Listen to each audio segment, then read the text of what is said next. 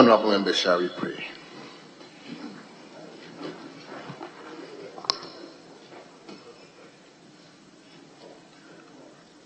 Almighty God, we humbly beseech thee to look with favor upon this Parliament of the Republic of Ghana. Grant that it may perform its high duty as in thy sight. Give divine guidance to the President of the Republic. Endow members of Parliament and ministers of states with discernment and vision, integrity and courage, that through the labors of government this land and people may be well and truly served, and thy good purposes for the common human life be realized in our midst. O God, grant us a vision of our country, fair as it might be, a country of righteousness, where none shall wrong his neighbor, a country of plenty, where evil and poverty shall be done away with, a country of brotherhood, where all success shall be founded on service, and honor shall be given to the deserving, a country of peace, where government shall rest on the wills of the people and the love for the common good. Bless the effort of those who struggle to make this vision a living reality. Inspire and strengthen our people that they may give time, thought, and sacrifice to speed the day of the coming beauty of Ghana and Africa. Amen.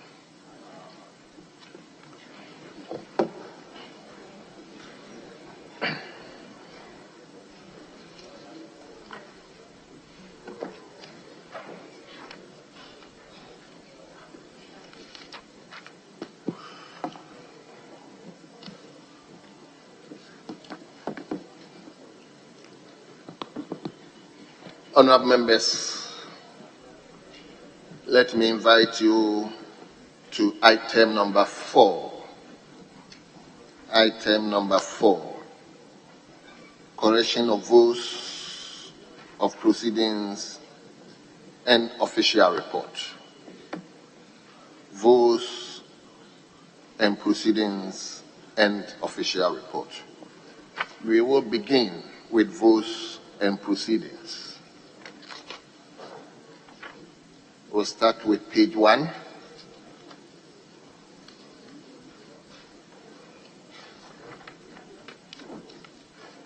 Page 2.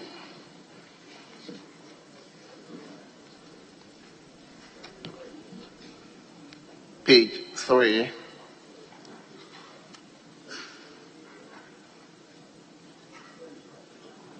Page 4.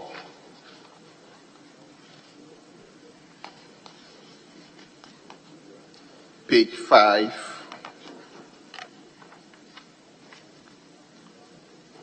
page 6,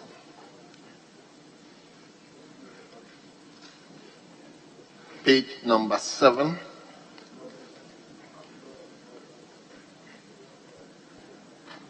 page number 8,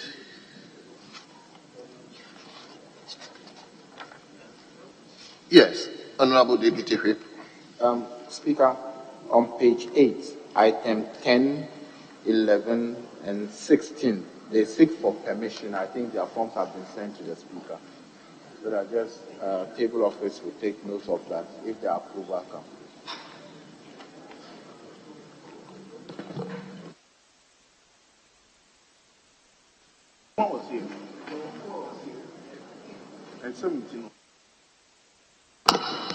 Will you come again? Speaker, I'm saying that on page 8, item 10, the Honorable Sheila Battels, 11, Honorable John Jabbar, 16, and 7. In fact, 17 was in the chamber yesterday. That's the Deputy Minister for Finance, John Kuma. But the rest, that is 10, 11, and 16. They asked for permission from our side. We granted it and referred to the Speaker. I don't know whether the Speaker has worked on it or not, but still hasn't come. So the table, Speaker, because these are records, and permission come to us the weeks, and we have actually done the approval. But because Speaker hasn't done the final approval yet. Maybe if it comes later, then table office will make sure that it reflects as such. Well, but I'm told that permission had not gotten to table office. Probably the permission actually went to the speaker, but it has not been forwarded to the table office. So I was going to give directive, but the table office, they are saying that they didn't have any records to that effect. So probably, I think leadership will have to take this matter up again, because it appears it's creating a lot of issues. So, leader, I think we have to hold on with this particular issue and take it up with the speaker and see how to address this particular issue. Yes. But Speaker, on the same page 17, he was in the chamber. The Honorable John Kuma, doctor, he was in the chamber yesterday. Yes. Kindly take note of that. Yes. Honorable John Kuma was here. Yes.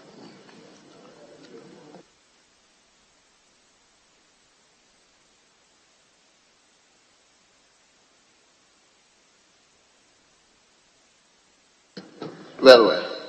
So, like I said, we've been reminding ourselves that once you enter the chamber, please register your name. I understand John Kuma was here, as all of us are witnessing, but he refused to sign the register. So, please, until we change the narrative, we are all working towards bringing the modern way of doing things, so whereby we can clock. Until we get to that point, once you enter the chamber, please do well to register your name. So we move to page 9. Yes, Honorable Member for Kwadaso. Honorable Speaker, on page 9, item 6, Roman number I 1544, Mr. Mohammed Adamu Ramadan, my good friend. I think Mohammed should be double M. So MOHAMMED, not single M. Thank you. Thank you very much. Meanwhile, the member himself is here. Anyway, table, take note of that. So we turn to page 10.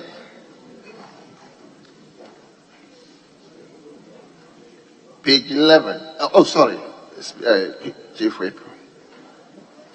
Speaker, with respect, I think from page 9 and it enters into page 10. Yesterday, a number of questions, I think there were 4 questions of them that we discussed. And Speaker, your wise direction was that these questions were not officially connected or directed to the ministers or that particular minister. So in respect to Order 62, you had directed that we should do further consultation. But the record reflects that these questions were asked of the said minister, and I think it's inappropriate.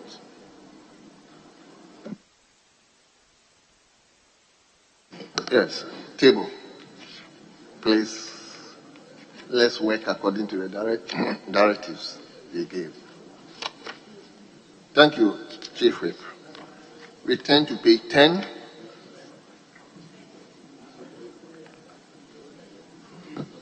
Page 11.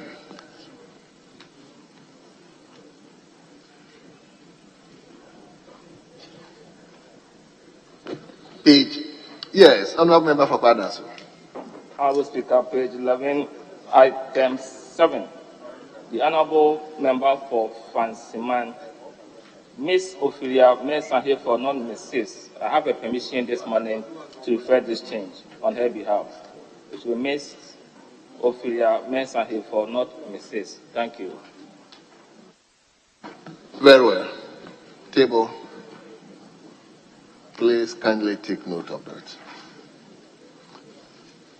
We move to page 12. Page 12. Page 13.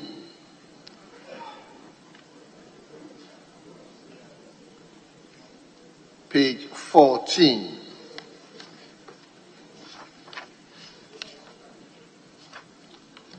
Yes. Honorable Member for Nalergu Gambaga. Nalugu Gambaga. Let's hear you. Mr. Speaker. Page 14, Roman number 111. Chief Director, Public Enterprises Secretariat. The Secretariat is wrongly spelled, if they could take care of that. Thank you very much. Table, take note of it. The Secretariat. We turn to page 15.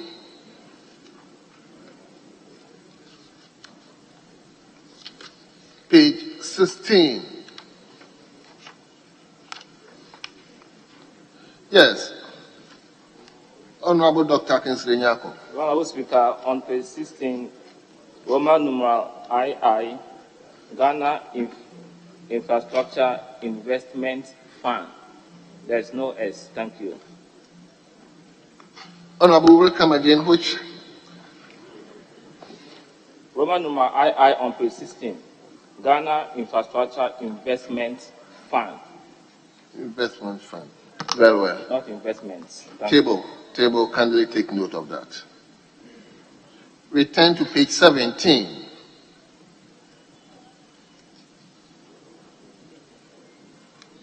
Page 18. Page number 19.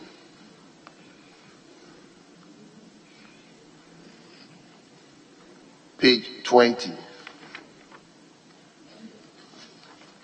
Page 21.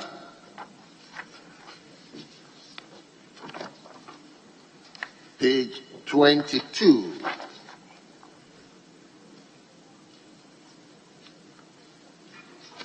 Page 23.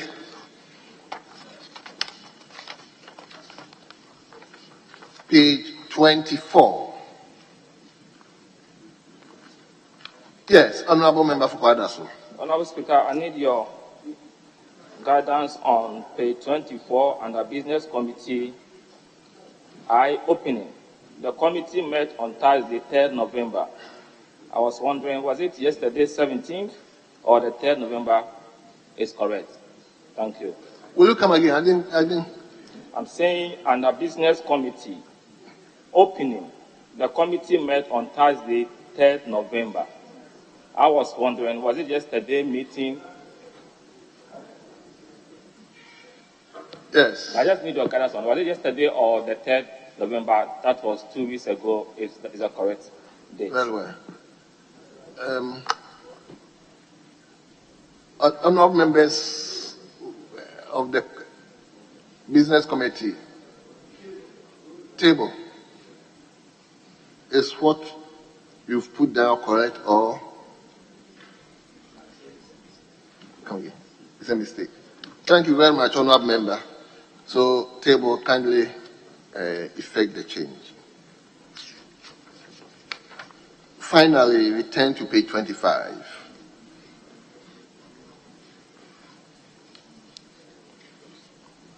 Honorable members, in the absence of any further corrections, the votes and proceedings of the 15th sitting held yesterday, 17th November 2022, are adopted as the true records of proceedings.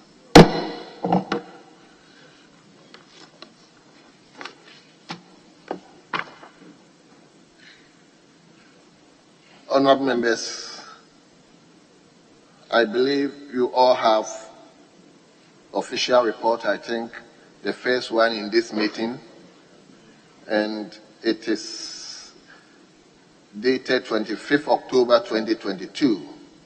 So the official report of 25th October 2022. Honorable members, I repeat, the official report of 25th October 2022.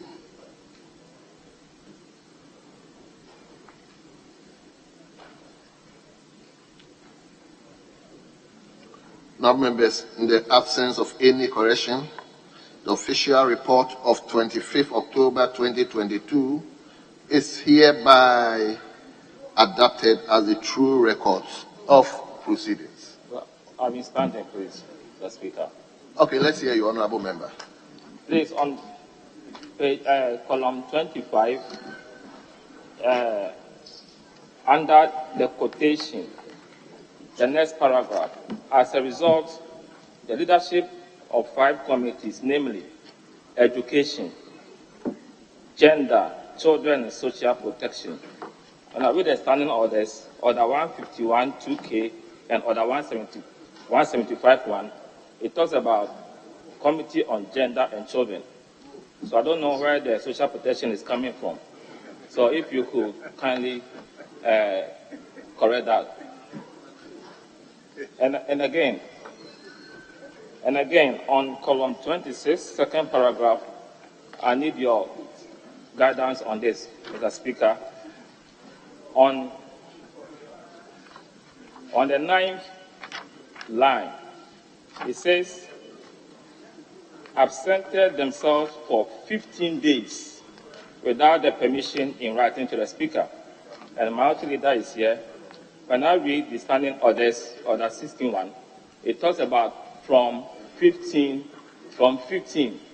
So I see from 15 different from for 15 days.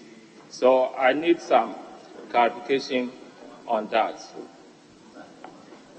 Thank you.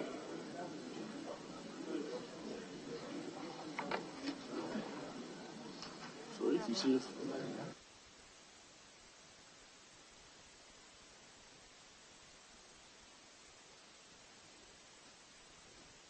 Mr. Speaker, what the Honorable Dr. Mafo has raised, I should thank him for the interest he's shown in specializing on votes and proceedings and our official report.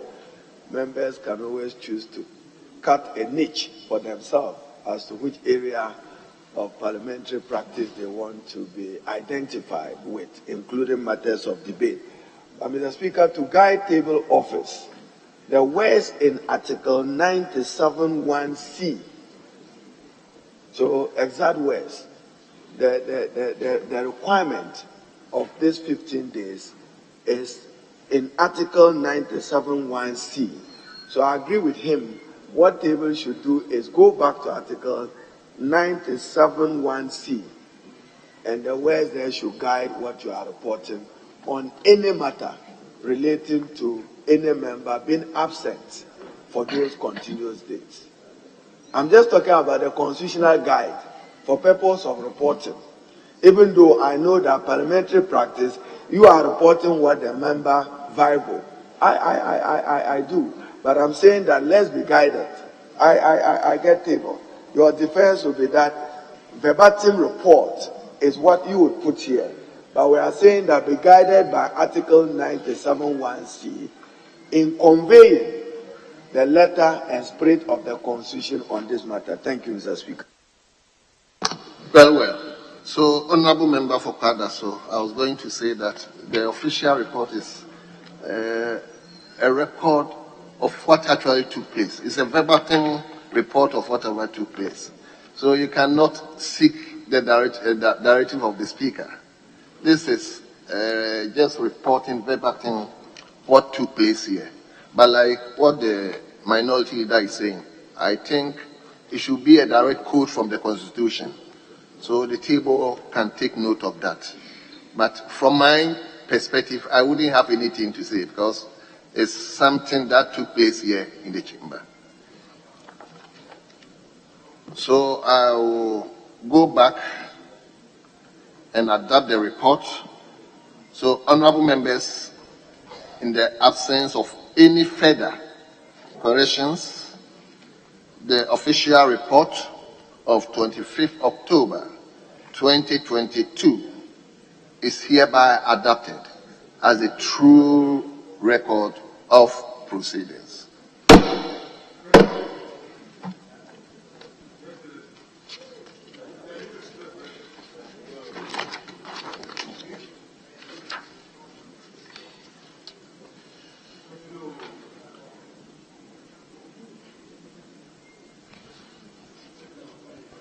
Honorable members, let me invite you to item number 5 in on today's paper, our other paper. Item number 5, business statement for the 5th week. May I respectfully invite the Chief Whip to do us honors on behalf of the Chairman of the Business Committee. Speaker, I was just going to seek your leave, but since you've done, give me the directive. I've already granted this. Yes.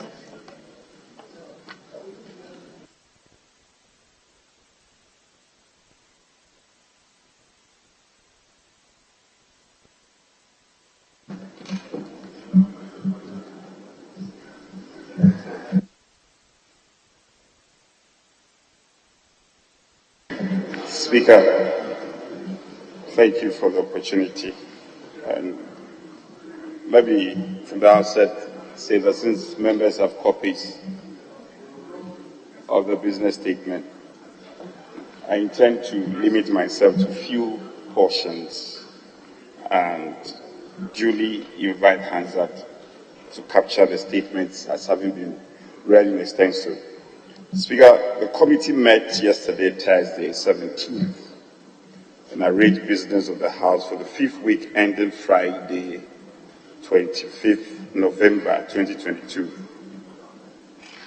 Speaker, in all, we've programmed 36 questions for various ministries. Out of the 36 questions, 4 of them are urgent questions, and 32 are oral. Speaker may read formal communications. Speaker, in accordance with Order 70, you may admit statement.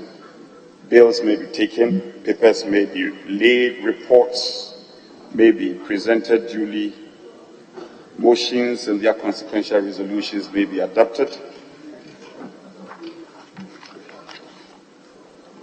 Speaker, as indicated in this week's business statement, the committee has programmed for the presentation of the budget statement on Thursday, 24th November 2022. And duly, the committee urges honorable members to take note and adjust their calendar accordingly. Speaker, as is normally done, we've programmed the debate in such a manner that we will maximize the time and also take very good advantage of the opportunity offered. Members can find how we've programmed in terms of the time allocation to the seconder and ranking member of the Finance Committee, other members and chairpersons. Time allocation has been captured in the statement, as you can find. We also wish to urge colleagues that we intend to be prompt and respect time in terms of sitting, so we should take good notice of that. So I want to urge leadership of committees, particularly chairpersons, to, after the presentation of the budget statement, as normally done, liaise with the Finance Ministry and other ministers concerned to ensure that we receive the estimates concerned as soon as possible for work to be done ASAP. We've also slated a period for post-budget workshop. And Speaker, let me say that at the committee level, we had majority of the members of the Business Committee suggesting that the post-budget workshop should be held here. And there's some further consultation ongoing, and I'm sure in the fullness of time, we'll be able to communicate duly to members in terms of a confirmation of the venue for the post-budget workshop.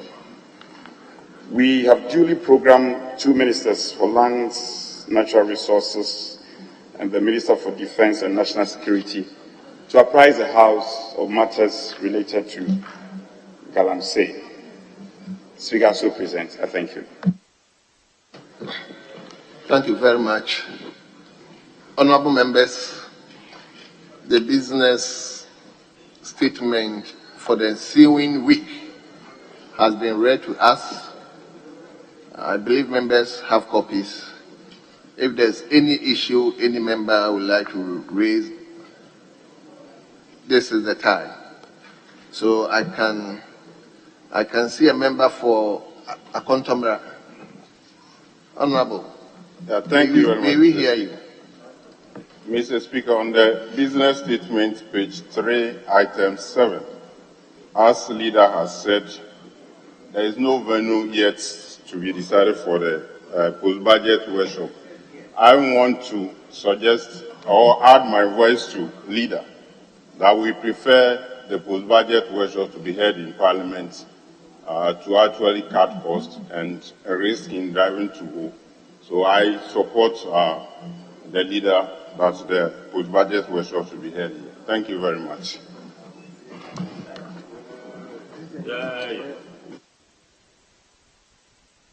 Yes, Honorable Peter Nochu. Yeah, thank you, Mr. Speaker. Mr. Speaker, on Tuesday, the Right Honourable Speaker expressed concerns about committees being unable to present reports on referrals made to them.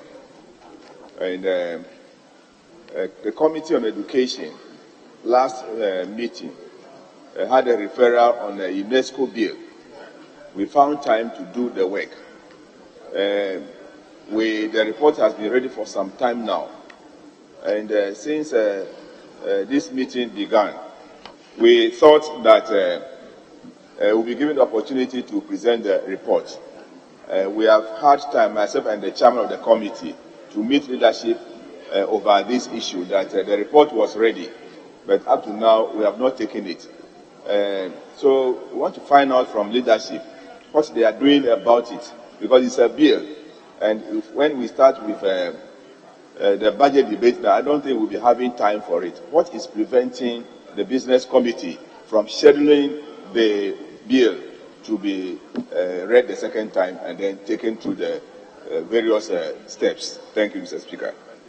Thank you very much. Yes, Honorable Leader, let me hear Honorable Champon first. Mr. Speaker, thank you very much. I want to draw the attention of the Majority Chief Whip to the structure of the debate at item 2. I've gone through it, but I have not seen anything relating to gender. I don't know if it's an oversight or maybe gender encapsulates all other sectors, so that we can give further elucidation on that. But my colleague did say that the post-budget workshop should be held in Parliament here. Fantastic. But he went further to say to cut costs. Mr. Speaker, other people have also invested in this hospitality, and they don't want to patronize their businesses. Do you want to run their businesses down? So you need to patronize their businesses for them to also to cash in. So I don't get the point that to cut costs, let's do it here. There are people who are into business. We need to support them to make money so that they will not sack workers, because people are laying off workers. We want to create employment, and this is an avenue for people to also engage other services so that people remain in business. But you want to reduce their earnings, reduce the taxes that they will pay to government and all that. So I don't support this argument from my honorable colleague from Akontomra. No. People must remain in business. We are in hard times. Let's support them to run their businesses. Thank you very much.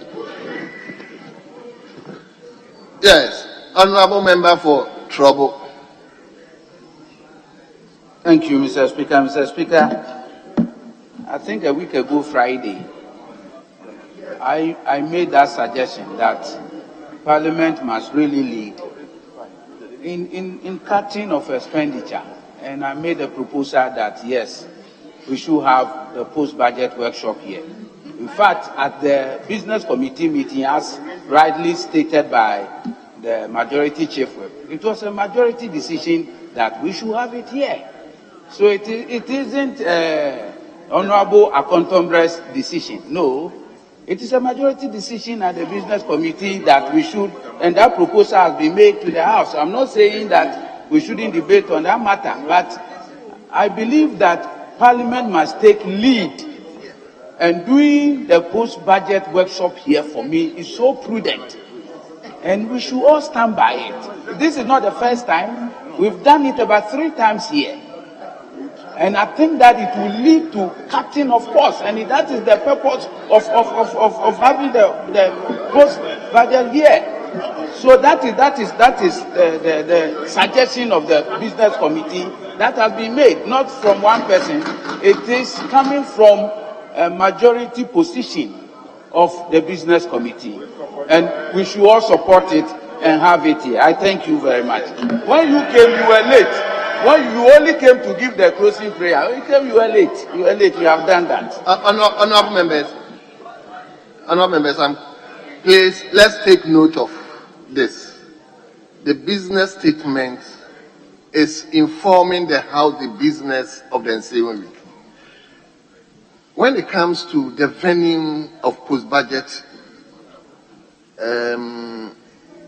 workshop, I think the decision of Mr. Speaker in conjunction with leadership. So I don't think it's a matter that we have to take my time to discuss this it here. We are just being informed the activities of the ensuing week. When it comes to the venue of budget workshop, obviously, Mr. Speaker, in conjunction with the leadership, will take that decision, please. So let's look at it from that angle. Yes. Mr. Speaker, let me thank you very much and thank the holding whip for the chairman of the business committee for presenting the business statement. Mr. Speaker, and to raise an important issue, we are aware that as is captured for Thursday, there would be the reading on 24th of the budget statement, even though I hear colleagues opposite say that they don't want to see the Minister for Finance, Ken Ofori-Atta, read the budget, but hesitant to join and support us to bid him goodbye. So what happens on 24th? Assuming the president decides that his delegate minister and lame duck minister must present the budget. What happens? If you choose to walk out, you must respect our right as to how to respond appropriately. Because we've been asking you for your support to see him off. You are in denial. You only support his going on radio. Instead of supporting his going, Mr. Speaker, in the chamber and through a secret ballot. Mr. Speaker, it's important that business statement programs the debate on our censorship motion, because beyond the referral to a committee, Article 82 requires that debate continues on the committee's report and consequential decisions taken. Which decision we are determined to see through a secret ballot here. If you are with us, be with us. If you are not for us, exit him on radio. But we too, when he comes on budget, will behave in a manner to respond to the way you are behaving. Then, Mr. Speaker, the Minister for Transport will have to come to this House to account for how Ghana Ports and Harbours Authority have doled out some $33 million to a private entity requiring the Bonkra Integrated Logistics Terminal. I support the terminal in principle, but I do not support the use of public money and public resources without justification and authorization from appropriate institutions.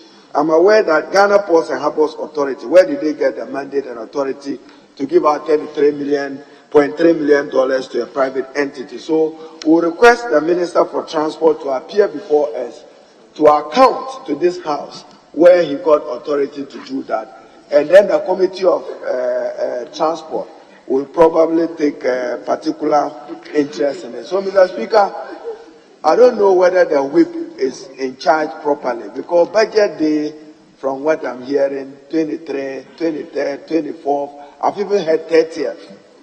So I say I've heard. We, Mr. Speaker, strict respect for the letter and spirit of Article 179. PFM Act, we are already in breach, but that is not superior to the Constitution in terms of the hierarchy of the laws, Article 11 of the Constitution. So PFM Act can be breached, but the Constitution in 179 cannot be breached, and we will not tolerate and observe its breach. So, the leader of government business, go back to the president well. That he must come well. If he has a minister for finance, as we do know, he may want to continue with the lame duck delegate fractured minister. Let him come. But if you don't support us through a vote, we may not support you when you are working out on him on budget day. And what happens to the country? What happens to the country? There will be a crisis. But if the way you are behaving, don't think that we cannot equate you. We will also behave in a manner that leaves you standing alone. Because why will you be boycotting him and then be a Liverpool fan? So, Mr. Speaker, I thought that we should get this going and expect that other ministers will be responsible, like the Minister for Rules, in coming to this House to answer their questions. A few of themselves, we don't see them even just pass by. They must know that their parliamentary duty is important. Then the Galamsey, the Minister for Lands and Forestry, Minister for Defense, Minister for Interior, all of it, yes.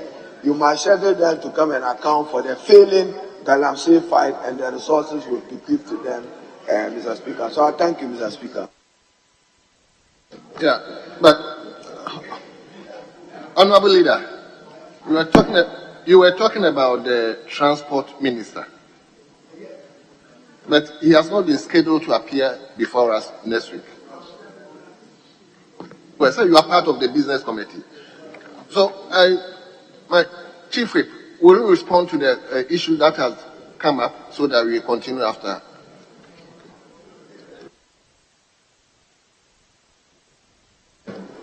Speaker,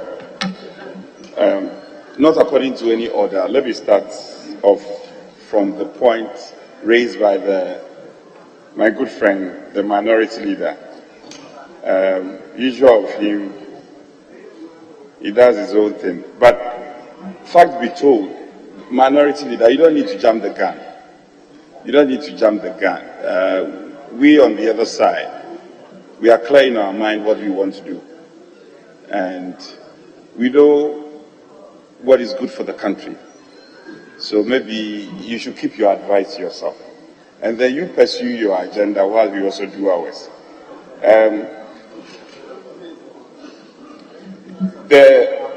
As to who presents the budget, the Constitution is clear. And we have a precedent that the leader of government business has once presented it. So when we get to that breach, I'm sure we'll cross it duly. On the call on the transport minister, I think, Speaker, to be fair and with respect to leader, this is coming up on the spur of the moment. His earlier call to invite the ministers, two ministers, the Minister for Lands and Natural Resources and the Minister for National Security, was duly respected. And the two ministers have been programmed duly. My good friend and respected minority leader should also be fair, because he knows that invitation of such ministers go through a certain due process. And so I cannot just stand here and say that, yes, we will invite the Minister of Transport. I think the table office and leadership will look at it and look at the program. And don't forget, we have budget coming up and other businesses that have duly been programmed. So we'll look at the schedule. If it's possible, we'll work as soon as possible to program the transport minister.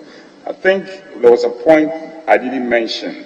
It has to do with the 24th, where the national team, the Black Stars, will be playing their first game with Portugal.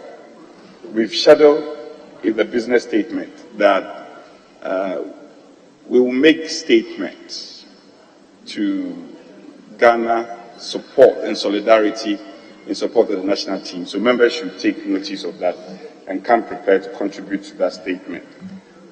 Post-budget workshop. Speaker, your directive is spot on. But just to put on record that at the committee level, it was a majority decision. And Speaker, it's a program that is being suggested by the business committee to plenary for us to adopt or otherwise. So we will confer duly, Speaker, as you said, leadership and Speaker, and firm up that decision.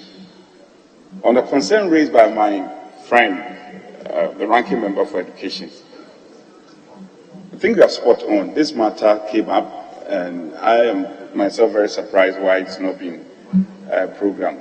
The bill on UNESCO. So we'll follow up and ensure that it's done.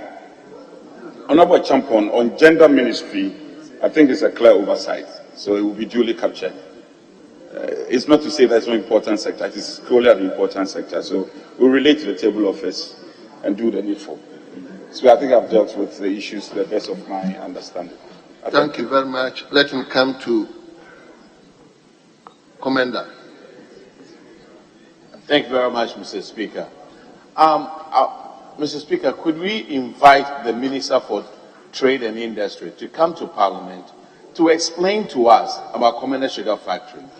The President commissioned this about 9 months ago. The factory is still getting rotten right now.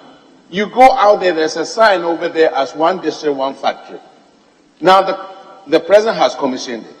What is happening? So if we could invite the Minister for Trade and Industry to come and explain to us, was the commissioning a hoax or what is going on? I think the good people of Commander Edina Egwafuabrim need to know this. Yeah. Why did we commission it if it wasn't ready? Is it because of supply of sugarcane? Like you told us about 6 years ago?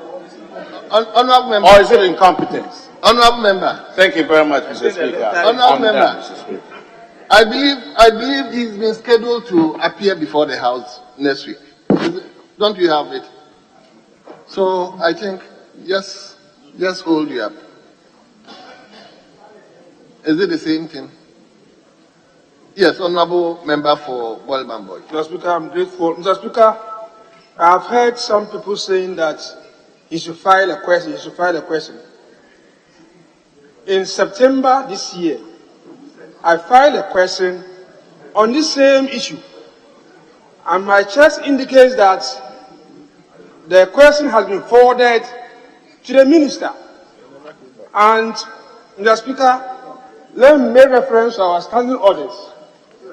Standing Order 63, and with your permission I read, a minister shall not take more than 3 weeks to respond to a question from the House. And if he has received the questions, there are even many, all relating to Commander Sugar Factory, and we haven't heard anything, what do you expect of us? We'll now be calling on leadership to bring him here to come and explain to us. And so I fully support the call of my colleague that there's a need for the Minister of Trade to be brought here to come and account for what is happening at Commander Sugar Factory. Mr. Speaker, that's my first issue. Mr. Speaker, my second issue has to do with COP27. Our constituents are calling us. They are worried about the number of people that Ghana has taken to Egypt for this program. At least, we expect the Minister of Environment or whosoever is concerned to come to this Parliament and explain to us why that huge numbers of delegation, 300 and something, and 22, we are told that some are being supported by corporate organizations. Let's know those who have been supported by government, and let's know those who have been supported by corporate organizations. It's only fair that under such circumstances, we are moderate in what we do. In what we do, we cannot be calling on Ghanaians to tighten their belts, whilst we are sending this kind of huge delegations to Egypt. Ghanaians are watching, and they expect us, their representatives, to speak for them. And so that is why I'm saying that, Mr. Speaker, there is a need for the Minister of Environment to come here and to tell Ghanaians why the rationale for that huge delegation. Even Egypt, the host nation, the number of people they send to that program is not up to what we have sent. What is the justification? That is the second point. Mr. Speaker, the third one and the last one, if you look at the business statement item 5, second paragraph, we are being called upon to ensure that when the budget estimates are given to us, we expedite action so that we are able to meet the deadlines and then get the budget approved. Mr. Speaker, let the leadership of the other side, the business, the minister responsible for parliamentary affairs know that in most cases the delay is as a result of the delayance from the ministries in submitting the estimates. They wait and bring it at the 11th hour and they expect you to rush in doing it. Our integrities are at stake when it comes to making such very important decisions. And so if you rush in bringing the estimates, you don't expect me to just run over them so that tomorrow I'm somewhere and they're bringing up issues against me. So they should be the ones to bring the estimates early enough and we'll do the right thing. Mr. Speaker, I thank you and God bless you. Yes, let me come to English. Thank you, Mr. Speaker. Mr. Speaker, back to the post-budget workshop. Mr. Speaker, please. Mr. Speaker, Honorable member, you are on the floor. Thank Address you, me. Mr. Speaker, the issue of cutting costs, Parliament has a responsibility to also lead the charge. If it's Mr. Speaker's position that we should go for post-budget conference or workshop, it's important. But the experience we had in Ho, the two previous workshops, we should experience any other place or any other facility again to compare. We were in Ho, members did not even get a place to sleep. Mr. Speaker, members did not get a place to sleep. Mr. Speaker, members did not get a place to sleep. So if, Mr. Speaker, please, members were fetching water to bath and they were fetching water to go to the washrooms. Mr. Speaker, I had a bitter experience in Ho last year. So please, yes, Mr. Speaker, honorable members, please, let's respect ourselves. Let's allow him to talk. No. Honorable members, just conclude. Mr. Speaker, I think if it's so necessary that we go for post-budget workshop, we should consider the venue once again.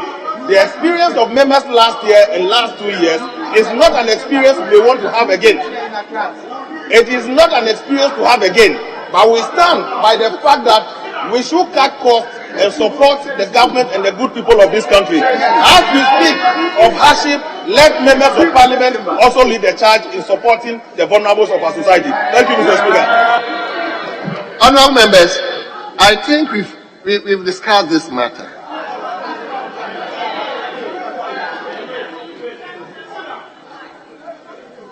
Honourable Abuja, please take your seat. Honourable, take your seat.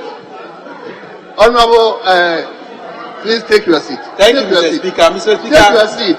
You have given him opportunity to speak, and I'm a member of Parliament for Hope, where we'll be having the post-budget workshop. Mr. Speaker, I take exception to what he said, that members of Parliament were fetching water. He should show that members of Parliament indeed fetch water in Hope. Which hotel did they fetch water? Mr. Speaker, that should not be the issue. The issue is that you have already declared and have given your directive that Mr. Speaker and leadership will take decision. He has no right, no business to say that they will go somewhere else. What kind of business does he have? Thank you, Mr. Honorable member for English. Please, the member for who is not happy with that statement, please withdraw. Withdraw that whole issue, please. Mr. Speaker, I didn't get the portion of the statement he was not happy with.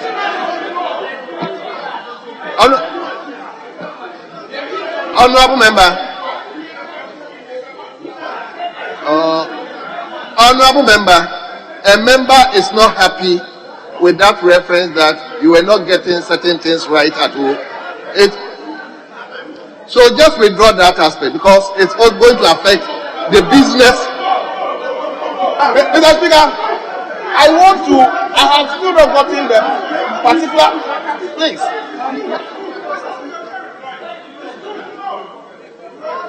Honorable member, please withdraw that aspect, please. Mr. Speaker, I want to know the specific portion of the statement that I should withdraw. With all due respect, Mr. Speaker. Honorable Johnson, what should he withdraw? Repeat. He slept in that hotel.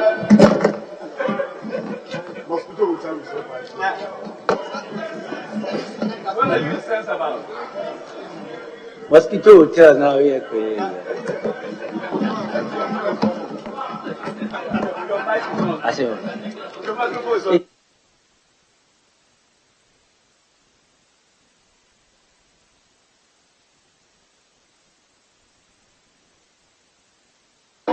Mr. Speaker, my colleague, member of parliament from English, Amafo, said members of parliament went to Ho last year and were fetching water at a hotel to bath. That is an indictment on the hospitality industry in Ho, where we have the best hotel in Ghana, the Hotel Serene Hotel, the Stephen Hotel, and all other hotels in the Volta region. And Mr. Speaker, I don't think it is out of nothing for you, the Right Honourable Speaker, to decide that members should go to Ho without doing any investigation. For a member of parliament to say that as for us from the Ho and from Volta region, for that matter, we use bucket to fetch water, is an indictment. He must apologize to the people of the Volta region. Thank you very much. No. For this one. Please get on your seat, please. Leaders, please get on your seat. Honorable leader, get to your seat. Please, honorable member for English, do me that honest. Just recap that portion. Mr. Speaker, it's unfortunate that the honorable colleague is saying that we didn't have such an experience. It's unfortunate. If we had slept in the Chances Hotel, they will collaborate the story I'm sharing now. And I'm not the only member sharing this experience. Mr. Speaker, the statement is not an attempt to denigrate the people of Volta region. This is a peculiar problem. I don't know why you become so incensed when we talk about Mr. Speaker, he's destroying somebody's business. You are not the only member of parliament over there. You are not the only member of parliament there. There are other colleagues there who slept in that same hotel and we had a challenge. Mr. Speaker, honorable member is destroying somebody's business. Honorable member for English. Honorable member for English. Please, I've directed that you withdraw that particular statement. Do that for me. Mr. Speaker, why should you withdraw the truth?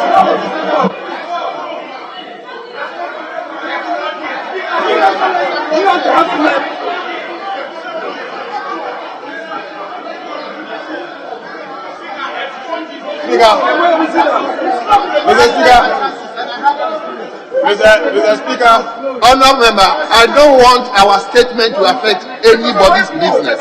Just withdraw that portion of the statement from me.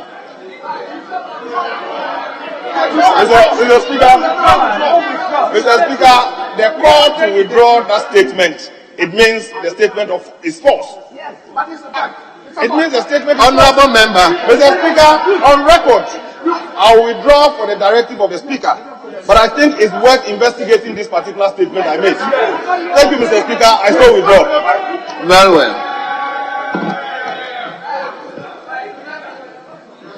Yes, leader. Mr. Speaker. Honorable members, please, the venue issue is over. I said earlier on that when it comes to venue, it's the decision of the Speaker in conjunction with leadership. Please, that one, I'm not going to entertain any discussion on venue of post-budget workshop. We've already discussed that one. Yes, leader, let's hear. Mr. Speaker, colleagues in the chamber, I want to refer all of us to Order 93-2. I want to refer all of us to Order 93-2.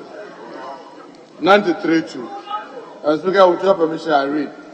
It shall be out of order to use offensive, abrasive, insulting, blasphemous, or unbecoming words, or to impugn improper motives to any other member. The most important part for me is, or to make personal allusions. Speaker, I'm happy you do what I did. What I want to encourage our colleagues to do is that if you have concerns about anything, please, that's why the whips are there. You make complaints, and then whatever issue you have may be looked at. Colleagues, let's be mindful about our patriotic citizens' businesses that are scattered all across the country. Because they are not in the chamber, they don't get the opportunity to respond to whatever we are saying. It is for that reason that I perfectly agree with Mr. Speaker that we should be mindful about what we are saying about our own citizens and patriots' businesses. But when we do that, we will just be throwing mud at our own people's business. So, Mr. Speaker, I'll be happy that any member on both sides that have genuine concern about anything, that is the essence of the whips, please discuss it with us, and we can assure you we'll put our heads together to make sure that whatever concerns that are there, that are sincere, will be dealt with so that we'll be able to control having the cordial relationship that we have, without a banter from one region or the other, from one side to the other, about a simple location of where we should have a workshop. So, Mr. Speaker, I want to urge members to end this matter now, so that at least we will not be forced to be hearing people's businesses mentioned on the floor. Thank you very much, Mr. Speaker. Thank you very much. I hope it's not on the venue. Okay, let's see. Right, Mr. Speaker, thank you for the opportunity. I just want to serve notice that the voter caucus shall be addressing the media in response to what our colleague did. It's very pertinent. Mr. Speaker, on the business statement, we are told the budget will be read on the 24th. We want assurance from the majority that indeed the budget will be read on the 24th. No other changes will come. That the date 24th will not be changed, because we are in a country where they are unable to determine anything and do it. So, Mr. Speaker, I just want assurance from the chairman of the business committee that the budget will be read on the 24th. Mr. Speaker, secondly, just this week, Mr. Speaker, the Ghana Standards Authority issued a statement that must draw the attention of members of parliament that from the 1st of January, you will need a conformance certificate to import vehicles, used vehicles. Mr. Speaker, yes, we passed the law, but I don't think that the Standards Authority and Ministry of Trade have done enough work in preparing the minds of the people of this country for implementation. Mr. Speaker, whilst other people have called for the Trade Minister to appear before the House for other reasons, I would encourage the majority to also schedule that when he comes, he should apprise the House as of the preparations that have taken place so far, so that we know that from the 1st of January, if you are importing vehicles from, let's say, Sao Tome, Brazil, you will have a conformance certificate before the vehicles come here. Mr. Speaker, we should learn from what we did with luxury vehicle tax, e-levy, so that we don't, in a haste, implement a policy that cannot be sustained. Mr. Speaker, I am encouraging the majority to make sure that the trade minister also appears in the House to apprise the House as to the roadmap towards the implementation of that policy that we have approved in this House. Mr. Speaker, I thank you for the opportunity. Thank you very much. Yes, Honorable. Mr. Speaker, if you look at item 6, submission of budget estimates of MDAs, Mr. Speaker, this for me is the most crucial part of the budget. And I'm happy that leadership acknowledges that there's limited time and encouraging that these MDAs should submit to Parliament their sectorial estimates. I would like to urge leadership to take this seriously. I do recall in the previous Parliament, when things came to show, and we had a difficult time with this, then leadership showed dexterity, showed maturity. And I recall the Honorable Ajwa, then as Deputy Majority Leader, leading the charge. Yes. So I think we should learn from examples of the Honorable Ajwa, who has demonstrated integrity, commitment, and hard work to this Parliament. Absolutely, Mr. Speaker, on that note, thank you very much. Thank you.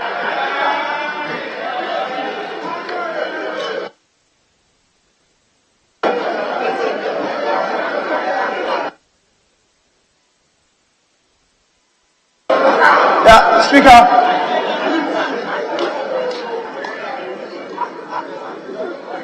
thank you, Speaker, for the opportunity.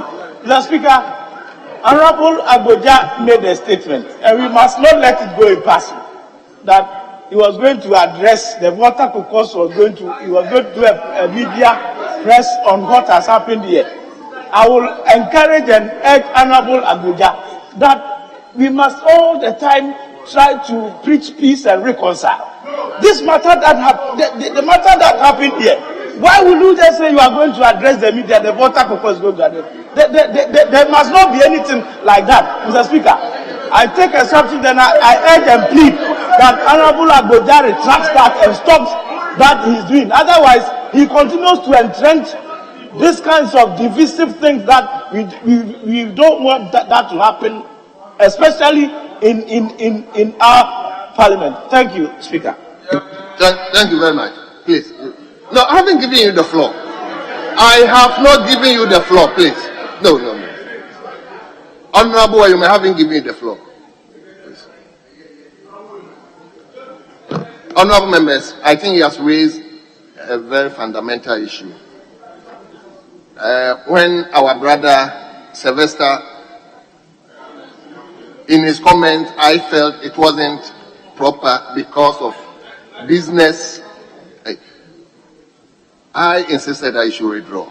Please, let's end it up. I'm not guarding anybody that you cannot go and do press conference on, but at least at this juncture, this particular issue must remain here. If at any other point you want to do press conference and revisit this particular issue, another thing. But please, let's try and control. Yes, a member for Suhum. Thank you, Mr. Speaker. Mr. Speaker, mine is a correction on the business statement, page 2, item 4, under the debates on the budget statement and economic policy of the government. Is that right, Honorable Speaker? Debates on the budget statement and economic policy of the government for the year ending 31st December 2021. I think it should be 2023. Thank you very much. Very well. Yes, Honorable Chief Whip.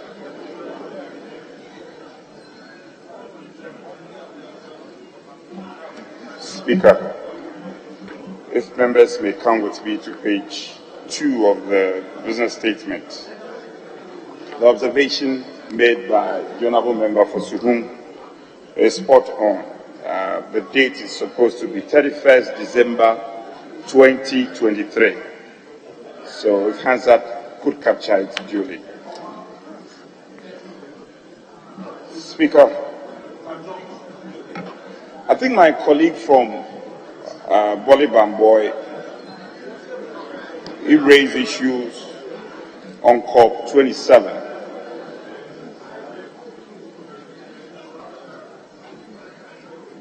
What he spoke to is a hearsay, and with respect to him, I want to challenge him if he has facts that indeed what he's alleging, that number of delegation was sent by the government to Egypt, it should prove safe.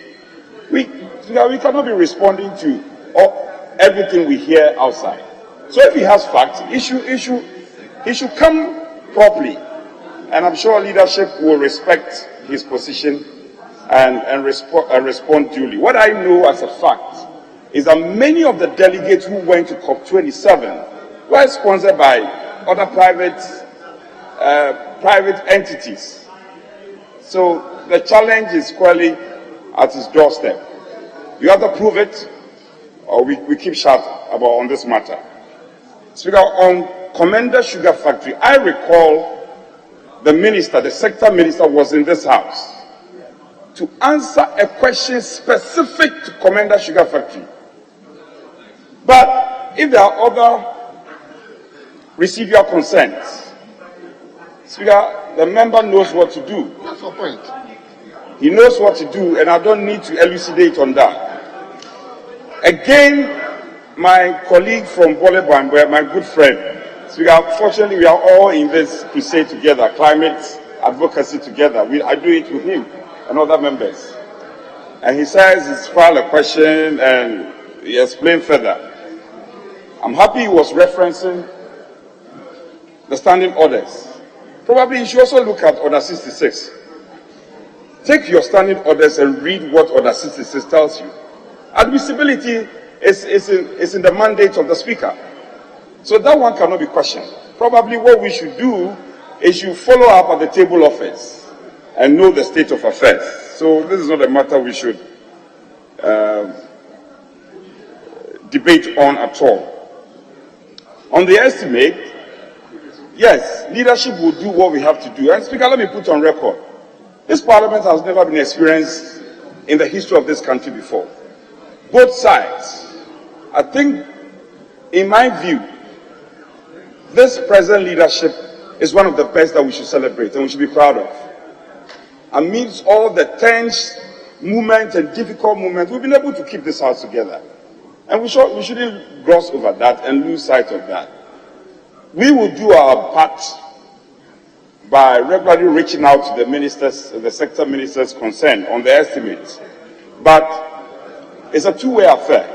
The leadership of various committees will also have to reach out in terms of reminding the ministers for the onward submission of the estimate. This is something we do regularly. So it cannot be one-sided and say that, oh, leadership should follow up and do it.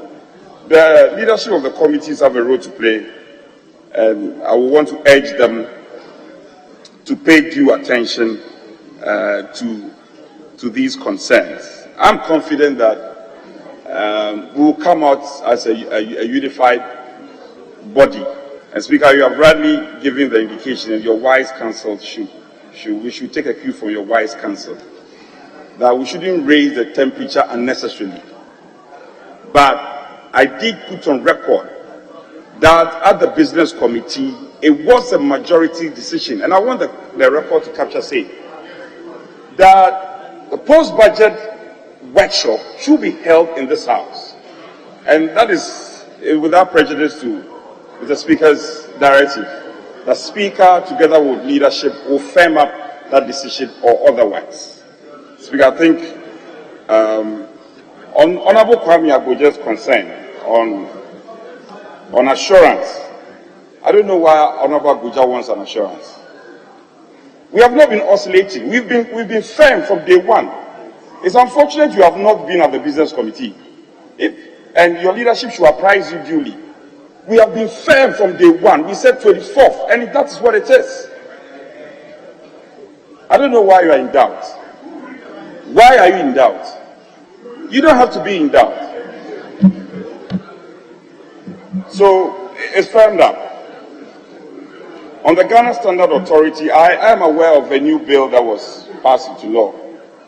So it's just reasonable, the point you are raising, that we'll reach out to the sector minister for us to up the advocacy in terms of education and reaching out to the Ghanaian people so they can have a buy-in into the new law and for it to translate practically to the lives of the Ghanaian people. Speaker, I think I've done justice. I spoke about competitive service. You were not here. I've challenged you, Honorable Member for Volleyball, I've challenged you. If you have evidence that indeed government sponsored that number of delegates to Egypt, produce same or ever keep your silence.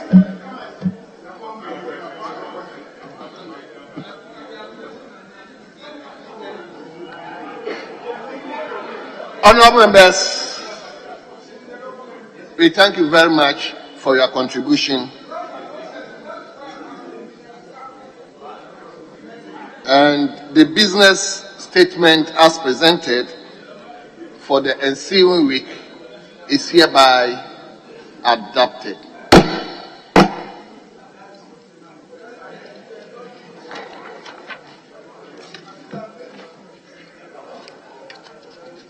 We now move to item number 6 on today's paper.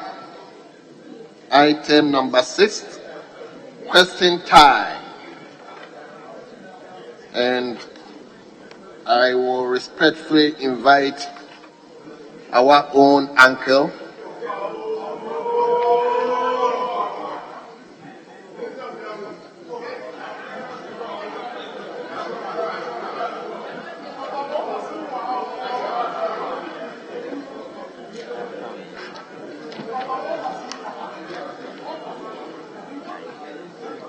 you know, Opa have so many nephews and nieces in this chamber.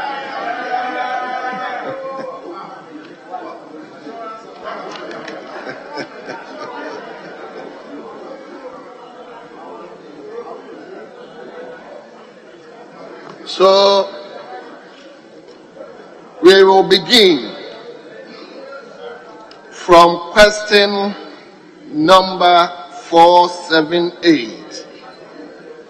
Question number 478. And the question stands in the name of a member for South Dye, Honorable Roxanne Nelson Atta Kwame Dafiamapo. Yes, leader. Thank you, Mr. Speaker. Mr. Speaker, the honourable member have asked me to seek your permission to ask a question on his behalf. Okay. Thank you very much. Mr. Speaker, I rise to ask the question on behalf of the member for South Dye to ask the Minister for Roads and Highways when construction works on the Toduma to Tongo Germany Road project will be completed. Thank you. Respectfully, Honorable Minister for Roads and Highways.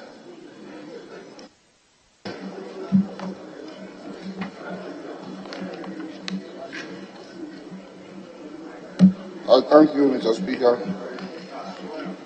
Mr. Speaker, the Todomi to Tongo to Germany feeder road, measuring 21.8 kilometers, is located in the South Dye district of the Volta region. It is a gravel road with poor surface condition, and currently, Mr. Speaker, the road was packaged together with the Ehi to Joje feeder road, Ehi town roads, and Agbozome Ehi feeder road into a contract titled Bitumen Surfacing of Ehi to Joje and Ehi town roads of length 14.3 kilometers and Agbozomi to Ehi 8.8 kilometers, and Todomi to To Paleme, Germany of length 21.8 kilometers. These are all feeder roads totaling 44.9 kilometers. Mr. Speaker, the contract was awarded on 12 July 2016 and commenced on 2nd September 2016 with a scheduled completion date of 2nd March 2019. The contractor stopped work in 2017 due to delay in payments, but has returned to site after a request for extension of time was granted. Work executed before stoppage included 44.9 kilometers of clearing and formation, 17,045 meters of concrete U-drains, 14 in number of pipe culverts, 13.3 kilometers of sub-base, and 470 meters of base. Progress of work was 43%. Mr. Speaker, the contract completion date has been revised to 30th March 2024. The contractor has currently mobilized to site and working on the Ehi Town roads and Abozume Ehi Feeder Road, after which works on the Todomi to To Paleme Germany Road will also be executed. Mr. Speaker, all the works are expected to be completed by 30th March 2024. I thank you, Mr. Speaker. Thank you very much. Honorable members, please, today we want to restrict ourselves to the 1 hour question time. So if the question is constituency specific, I wouldn't entertain any other supplementary question from any person other than the owner of the question. So, Honorable, you may ask your supplementary question. Thank you, Mr. Speaker. Mr. Speaker, the Honorable Minister says that the contractor stopped work in 2017 due to delay in payment. Now, you also said that the contractor has currently mobilized to site. I want to find out from the Minister if the payment has been made to the contractor. Yes, Honorable Minister.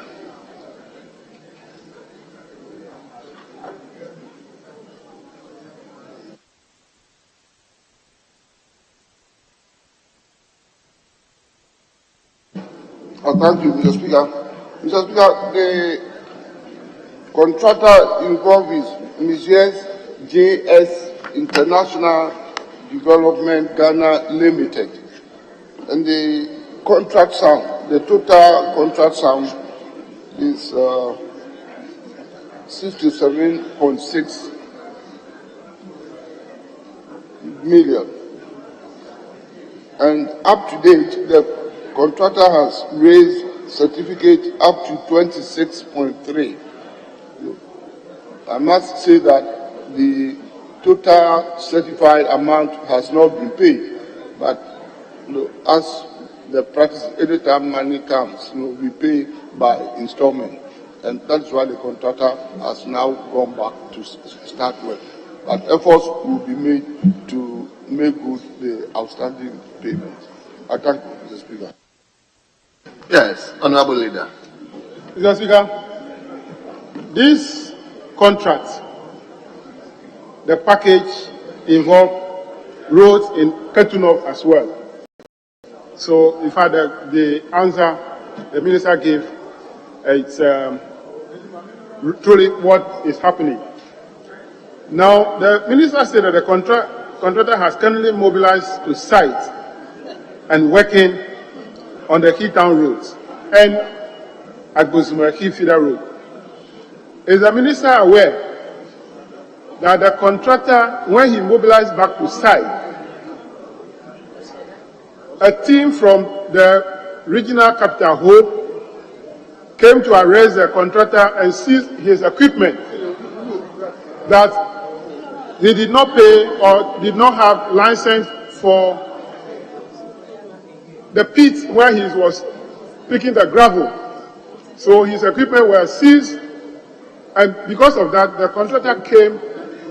When the equipment was released to him, he withdrew from the site and no more on site. Is he aware?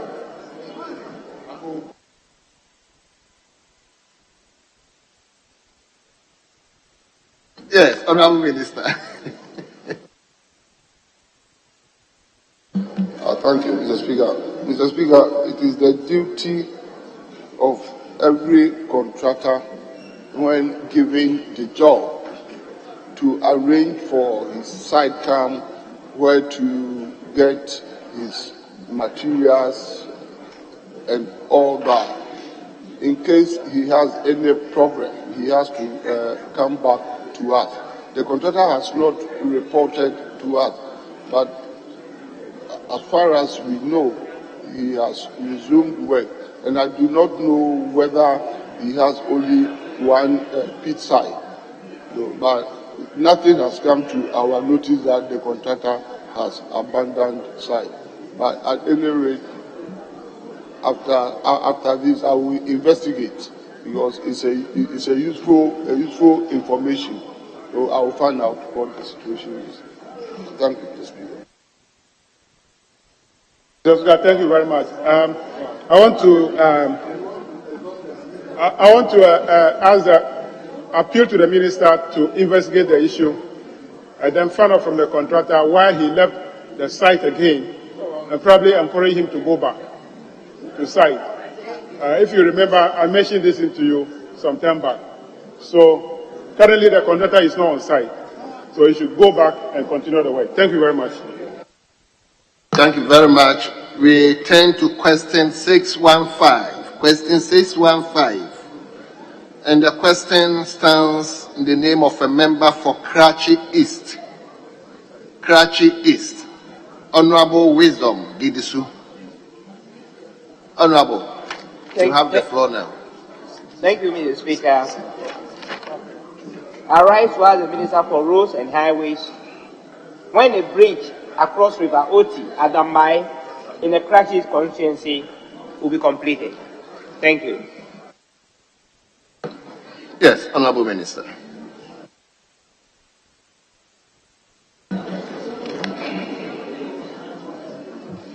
Thank you, Mr. Speaker. Mr. Speaker, Dambai is the regional capital of the Oti region.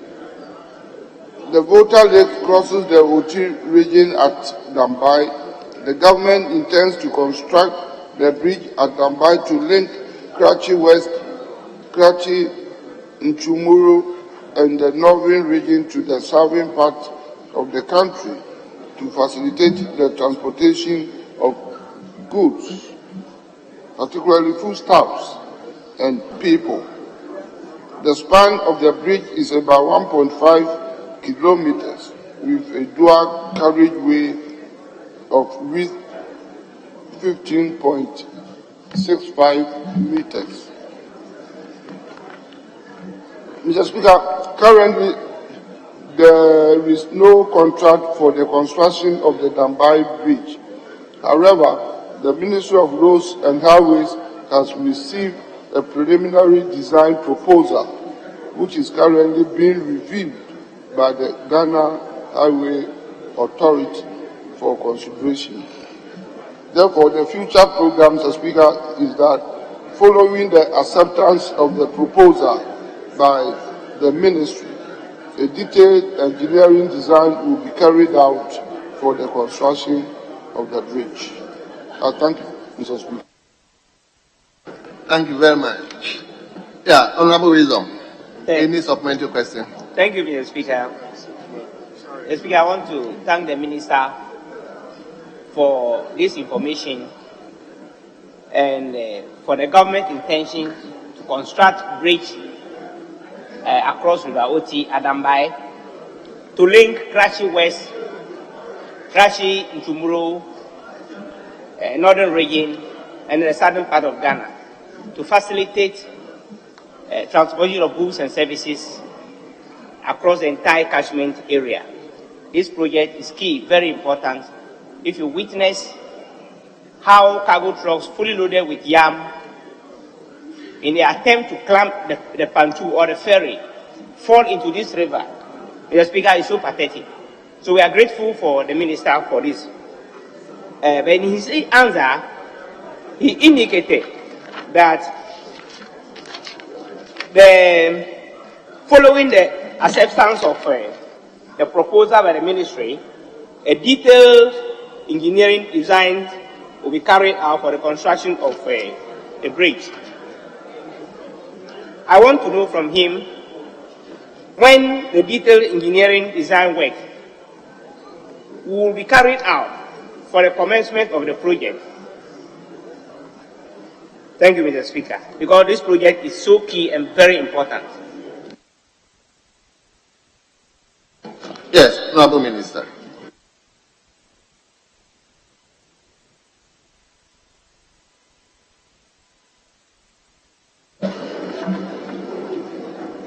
Thank you, Mr. Speaker.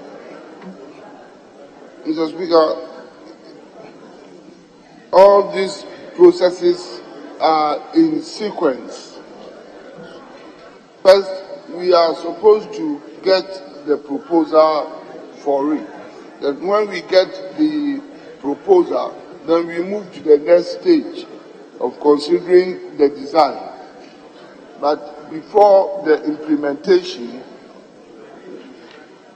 a detailed design, which is the final stage, would also have to be agreed on. So the sequences will follow, and I believe that between now and somewhere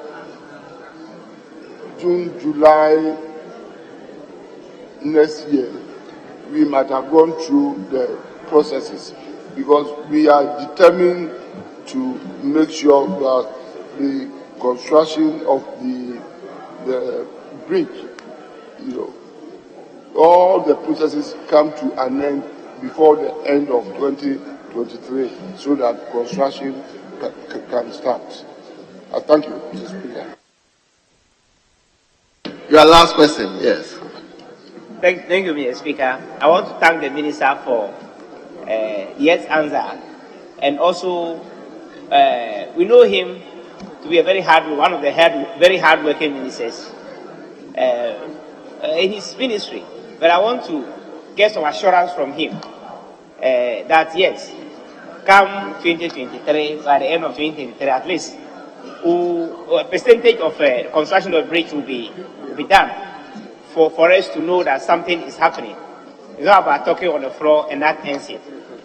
I want to get that assurance from the Minister, because we are waiting. Yes, Honorable Minister.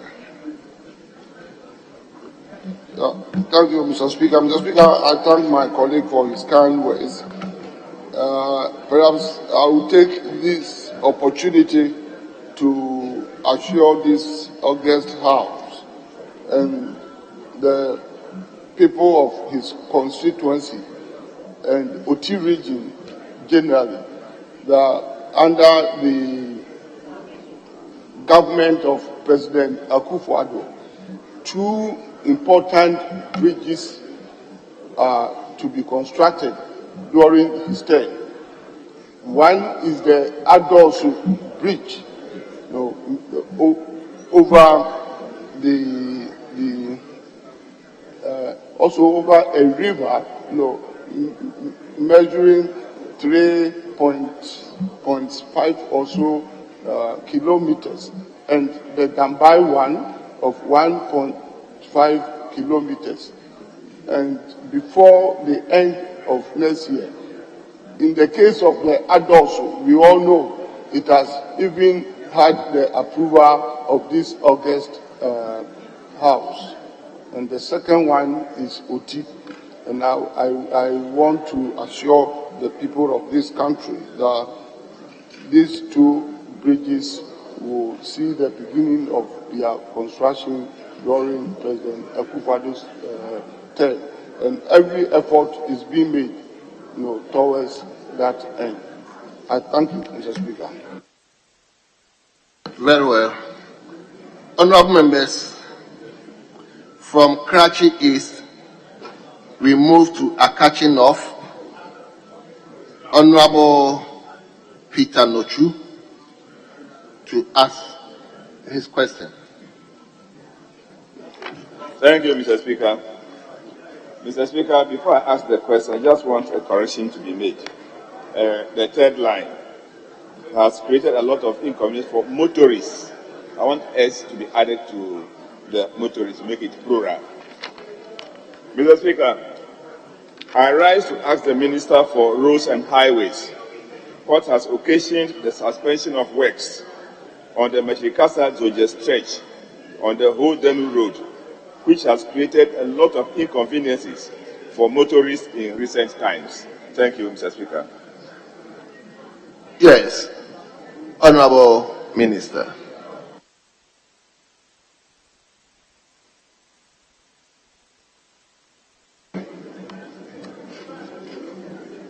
I thank you, Mr. Speaker. The Meshikasa to Zoje road section measuring 10 kilometers, front part of the whole Tudenu Road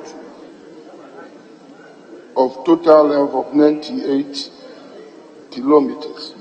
The road section is located in the Ketu North district of the Volta region. It is a bituminous surface road with poor surface condition. Currently, sections of the road were observed to have become excessively distressed, impeding smooth vehicular movement. As a result of this, a contractor was instructed to carry out emergency sectional repairs on that road. Works executed included U-drains and pavement works up to base level. The contractor, however, stopped work due to delayed payment of work done. The future program on this road, Mr. Speaker, is that engineering studies and estimates for the reconstruction of the Meshikasa to Zoje Road, which forms part of the whole Denu Road, has been carried out. The designs are currently being reviewed for approval and consideration for procurement. Meanwhile, Mr. Speaker, routine maintenance will be undertaken on the road in order to keep the road more traveled. I thank you, Mr. Speaker. Yes, Peter. Yeah, thank you, Mr. Speaker. Mr. Speaker, the Minister in his answer has confirmed that the road has a poor surface condition. What it means is that travelers from Ho going to Denu will have to divert their journey through Zoje, like Otajehu, connecting to Zoje before continuing to Aplau. Likewise, travelers from Denu or Aplau going to Ho will have to divert at Zoje through Tajehu before joining the road again at Heavy to continue to Ho or wherever they are going. Mr. Speaker, the Minister also informed us that work was stopped due to delayed payment for work done. I wish to find out from the Minister how soon the contractor will be paid to enable him return to site to continue with work. Thank you. This payment issue. Yes, Honorable Minister.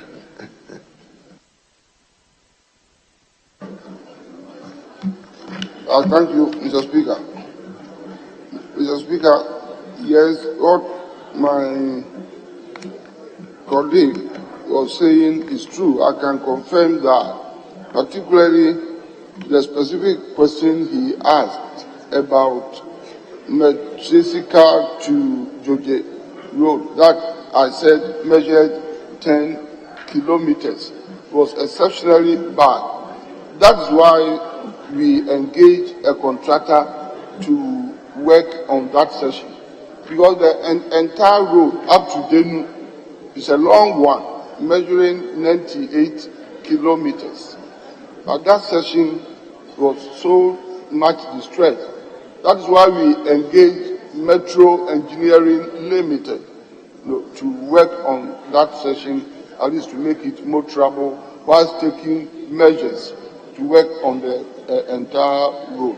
And I concluded by saying that we shall keep an eye on it and put it under our ongoing routine maintenance program, so that we don't allow the entire road to deteriorate. But the contractor working on that stretch, like I said, anytime money is available, we try to effect some payment, for them to go back. I can't say specifically today or tomorrow, but I can indicate that any moment from now that money becomes available, that is an important road up to Denu, very, very important road. So we will continue to keep an eye on it, Mr. Speaker, and try to make some money available to the contractor to go back to work.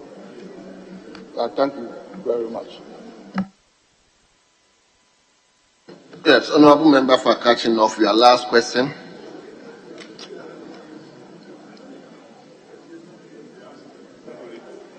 Mr. Speaker, thank you very much.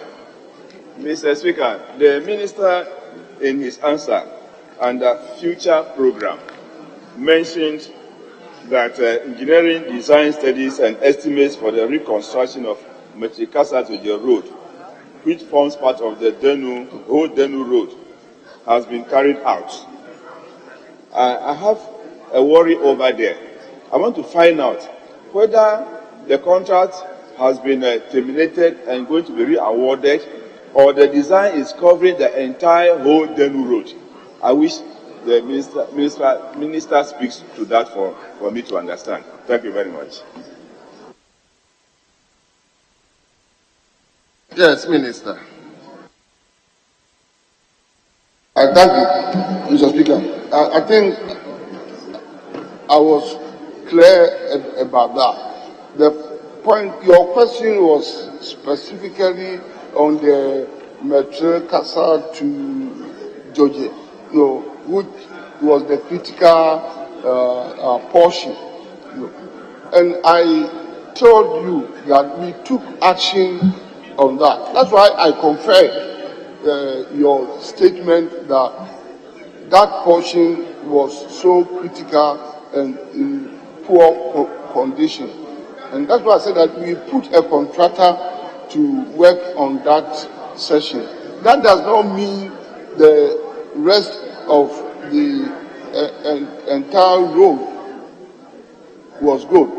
But having worked on that portion, what we usually refer to as sectional repairs, having worked on that, we are also considering the entire stretch from Ho to Denu. And like I said, it's a very long stretch. And any road work to be undertaken and undertaken properly and professionally, we must make sure that the road is engineered. That's why we have now completed the studies and the design for the entire stretch.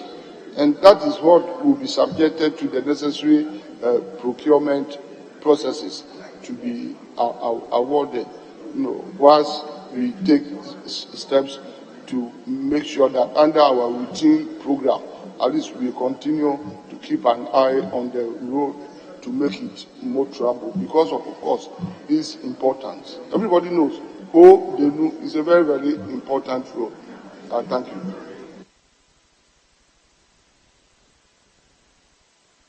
Mr. Speaker, this road is also in my constituency.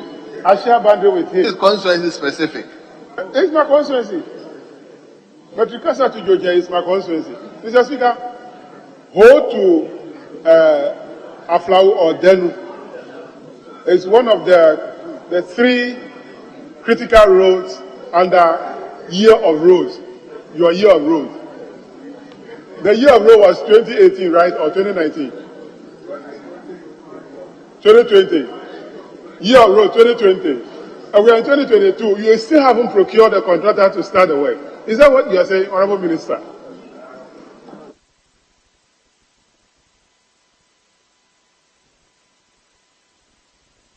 Yes. From a catching off, we move to Kwadaso. So, Honorable Member for Kwadaso, Dr. Kingsley Nyako, you may take the floor now. Honorable Speaker, I rise to ask this question, but before I do so, I seek your permission to make a small correction on the question. It should be to ask the Minister for Roads and Highways when the planned interchanges will be built in Kumasi, especially the ones at Amloga Junction and Swami Runabout. I omitted the runabout. Swami Runabout are scheduled to commence. So if I could add the question. Please, permission is being sought to ask the Minister for Roads and Highways when the planned interchanges to be built in Kumasi, especially the ones at Amloga Junction and some runabout, are scheduled to commence. Thank you.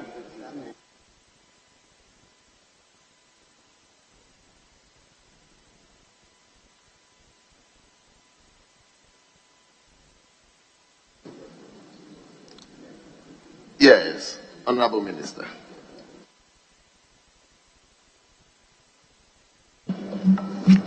I thank you, Mr. Speaker. Mr. Speaker, the Angraga intersection is the intersection of the National Road N6 and Eastern Bypass Road.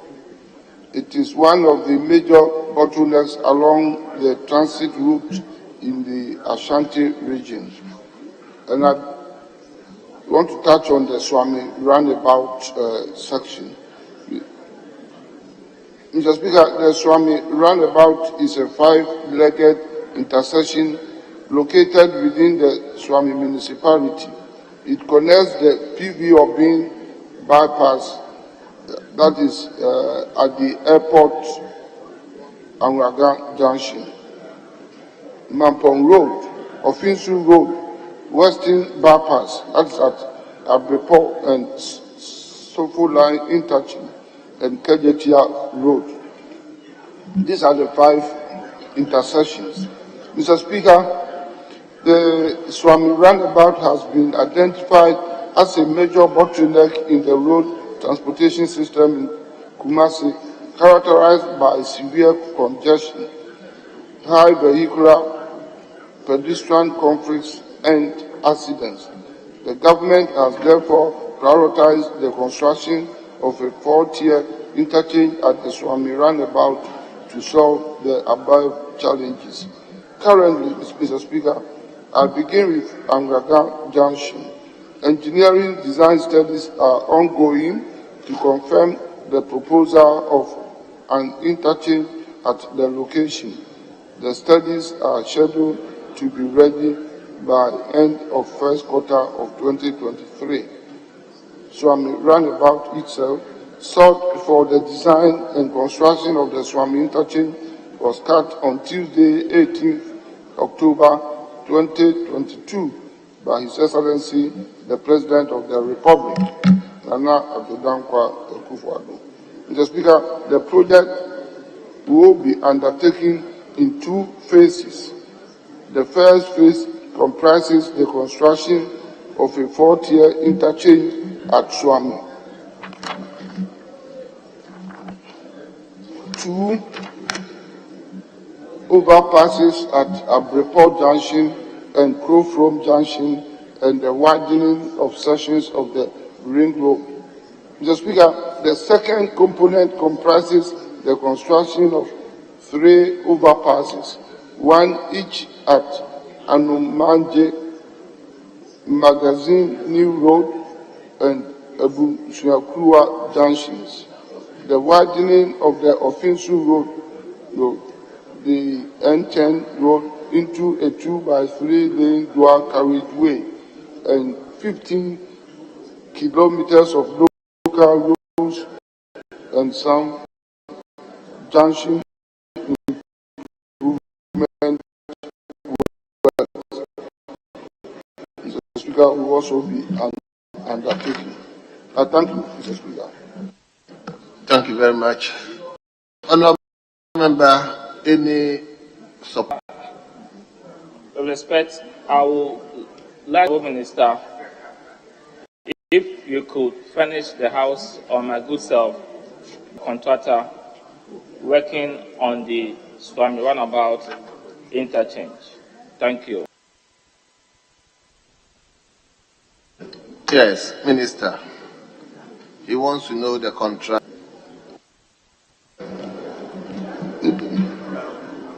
Mr. Speaker, the name of the contractor is Rango. I thank you, Mr. Speaker. Did you hear? Speaker, no, I didn't hear. You didn't hear. Probably you were not paying attention. He said No, I was. Rambo. Sorry? Rambo. Okay. So I'm grateful to any him. other person? I thank him for providing the answers to the questions. And I still want to plead with Uncle. Hold on. You want to give further information? Mr. Speaker, the full name of this Rango Construction Company Limited, working in conjunction with Dixma JV, but is mainly under Rango as the lead contractor. Thank you, Mr. Speaker. Yes, member, any further question? I thank Honourable Minister for doing justice to the questions I asked. Honourable Minister, your grandson is still reminding you of the roads at Tanoso. The roads at Tanoso.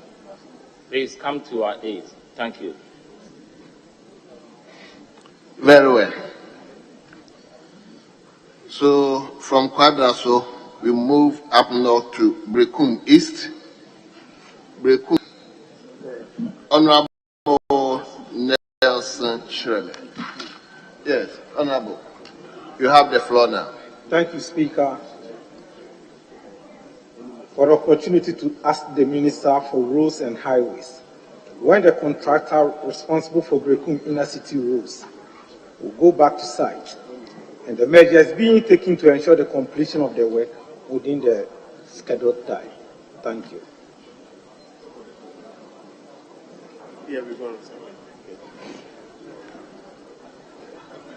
Yes, Honorable Minister.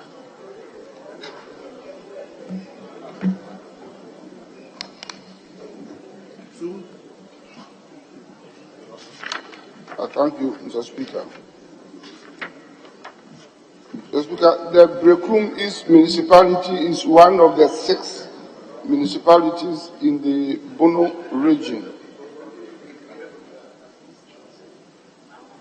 The Department of Urban Roads is currently undertaking 3 projects in Brekum East, Brekum West, and Sunyani municipalities under the Sano Hydro project as follows.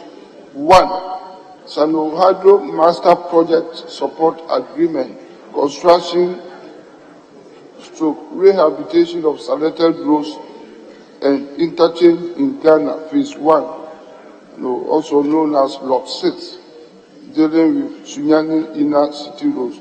Mr. Speaker, the construction and rehabilitation of 39 kilometers of roads in Sunyani and Brekum commenced on 21st December 2020 for completion by 21st June 2023. 10 kilometers of the project is within the Brekum Township. Mr. Speaker, the project is at 65% physical completion. The contractor is on site and progressing steadily. 2. rehabilitation of selected roads in Brekum East Municipality under Phase 1, measuring 7.80 kilometers. Mr. Speaker, the contract for rehabilitation of these selected roads in Brekum East Municipality under Phase 1 commenced on 5th November 2020 for completion by 6th May 2022. The project is at 30% physical completion. The contractor abandoned site for a while, but has indicated his readiness in returning to the site to complete all works. A request for extension of time is being reviewed. 3. Rehabilitation of selected roads in Brekum East Municipality under Phase 2, measuring 6.24 kilometers. Mr. Speaker, the contract for rehabilitation of these selected roads in Brekum East Municipality commenced on 5th November 2020 for completion by 6 May 2022. The project is at 20% physical completion. The contractor abandoned site for a while, but has indicated his readiness in returning to the site to complete all works. A request for extension of time is also being reviewed. I thank you, Mr. Speaker. Yes, honourable member for Brekum East, any supplementary question? Mr. Speaker, I would like to take this opportunity to thank the Minister and his ministry for so far keeping the contractor who is undertaking the Sino Hydro project. He is on site and work is steadily in progress. However, I would like to ask the Minister for the assurances he is going to give to the good people of Brekum for the as to when the contractor is returning to site and the anticipated timelines agreed for the completion of the project. Thank you. Very well. So from Brekum East, we'll move to Shama. Shama. You were requesting. Oh, Minister. Minister, I was short chasing the member. He said he wanted you to give him timelines. When the contractor is going back to site and the anticipated timelines for the completion of the project. Thank you. Thank you, Mr. Speaker. Mr. Speaker, the Brekum roads form part of the first phase of the Sino Hydro project. And under the first phase, we are doing a number of projects totaling 10. And in terms of length, they work up to about 441 kilometers. Mr. Speaker, under this program, the funding is available. There is dedicated funding for it. That's why all the Sino Hydro projects, even including the interchanges, are all going on schedule. The Tamale one is completed.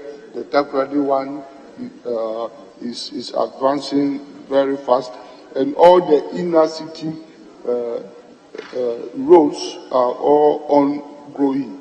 So I want to assure my colleague that there is no problem with funding.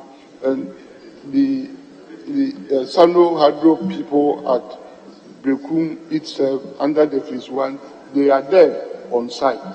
So as they have agreed to tackle the other two simultaneously, the projects would go on. So either he himself or the people of the area shouldn't have any apprehension at all. It will be a continuous project. I thank you, Mr. Speaker. Speaker, last intervention. The Brekum roads are being divided into 3 categories. 1, under Sino Hydro. 2, asphalt overlay. Then 3, inner city roads. I think so far the Sino-Hydro contractor is on site, work is on course. But I believe with the inner city, the contractor for the inner city project is not on site. He's the one that I was asking about as to when he is returning to site and the anticipated timeline schedule for the completion of the inner city roads. Thank you. Yes, Minister. He's referring to the inner city one, not the one. Mr. Speaker, yes, what he's saying is true. That's why I said that we have 3 categories of the project, but we are undertaking this project under the Sino-Hydro facility. The first one, yes, they are on site. The other 2 left site, and that is China Jiangxi Group. And I am saying that under that facility, they will be coming back to ensure that their job, together with those being executed by Sino-Hydro themselves, will be carried out simultaneously. And once they are coming back, we will make sure that they do so for all the 3 categories of projects to go on. That is the assurance I'm giving, Mr. Speaker. Very well. We now can move comfortably to Shama. Honorable Lawyer Samuel Erison Abaka. Thank you, Mr. Speaker. I rise to ask the Honourable Minister for Roads and Transport, Roads and Highways, the status of the Nchaba Hills, Nchaba Community Roads within the Shama constituency, the status of the roads. Thank you. Yes, Honorable Minister.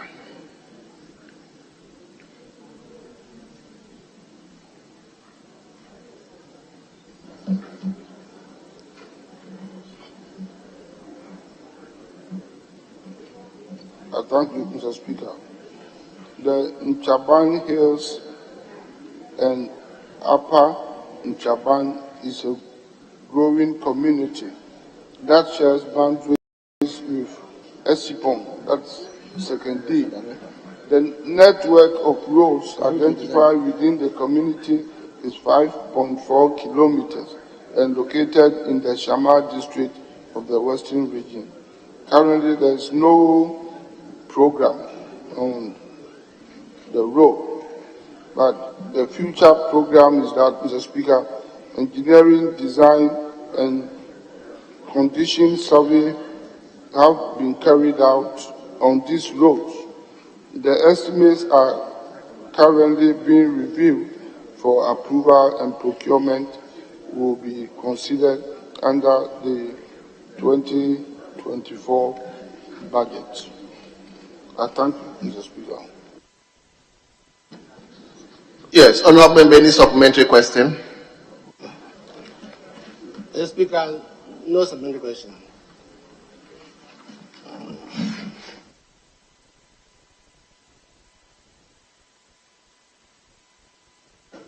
Honorable Member, you don't have any supplementary question? No, Mr. Speaker. Very well. Thank you very much.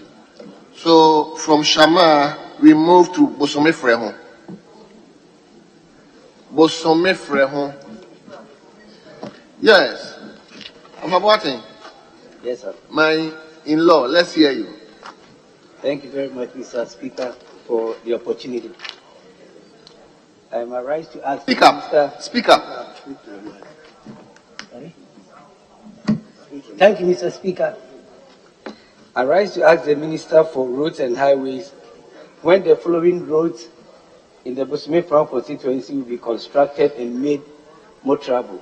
1, from Ampawa to Esiwa. Number 2, Ankasi to Ampaha. And 3, from Esiwa to Tebeso, number 2. And lastly, Efiaso to Insuta. Thank you. Very well. Yes, Honorable Minister.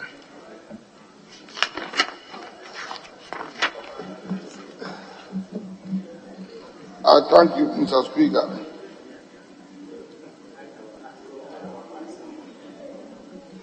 Mr. Speaker, I begin with Ampaha to Asiwa. This road forms part of the Bekwai to Asiwa to Bomfa Junction Trunk Road, measuring 61 kilometers, and thus connecting Bekwai municipality to Bosome Frehu district of the Ashanti region. Currently, Mr. Speaker, the construction of the road forms part of the contract for the rehabilitation of Bekwai, that is from Amanfo to Ampaha to Asiwa Road. That's from kilometer 5 to 35. The contract stalled due to delay in payment for work done after completing 10 kilometers. Efforts to get the contractor back to site after the employer has satisfied his payment obligations have proven futile. The Ghana Highway Authority has initiated the necessary steps to terminate the contract. Mr. Speaker, the future program is that upon termination of the contract, the outstanding works will be repackaged for approval for procurement under the 2024 budget. 2. Ankasi to Ampaha Road. Mr. Speaker, this road also forms part of the Peminase to Morontuo to Ampaha feeder road and located in the Bosome Frehu district of the Ashanti region. It is an inter-district road linking Bosome Frehu district to the Kuntunase district. There is no rehabilitation or upgrading program on this road currently, but the future program, Mr. Speaker, is that engineering, design studies, and cost estimates have been carried out on the Ankasi to Ampaha Road for rehabilitation. The estimates are currently being reviewed for approval and consideration for procurement, subject to budgetary allocation under the 2023 budget. Meanwhile, Mr. Speaker, routine or recurrent maintenance works will be carried out on this road in order to keep it more trouble. 3. The Esiwa Tebisu Road.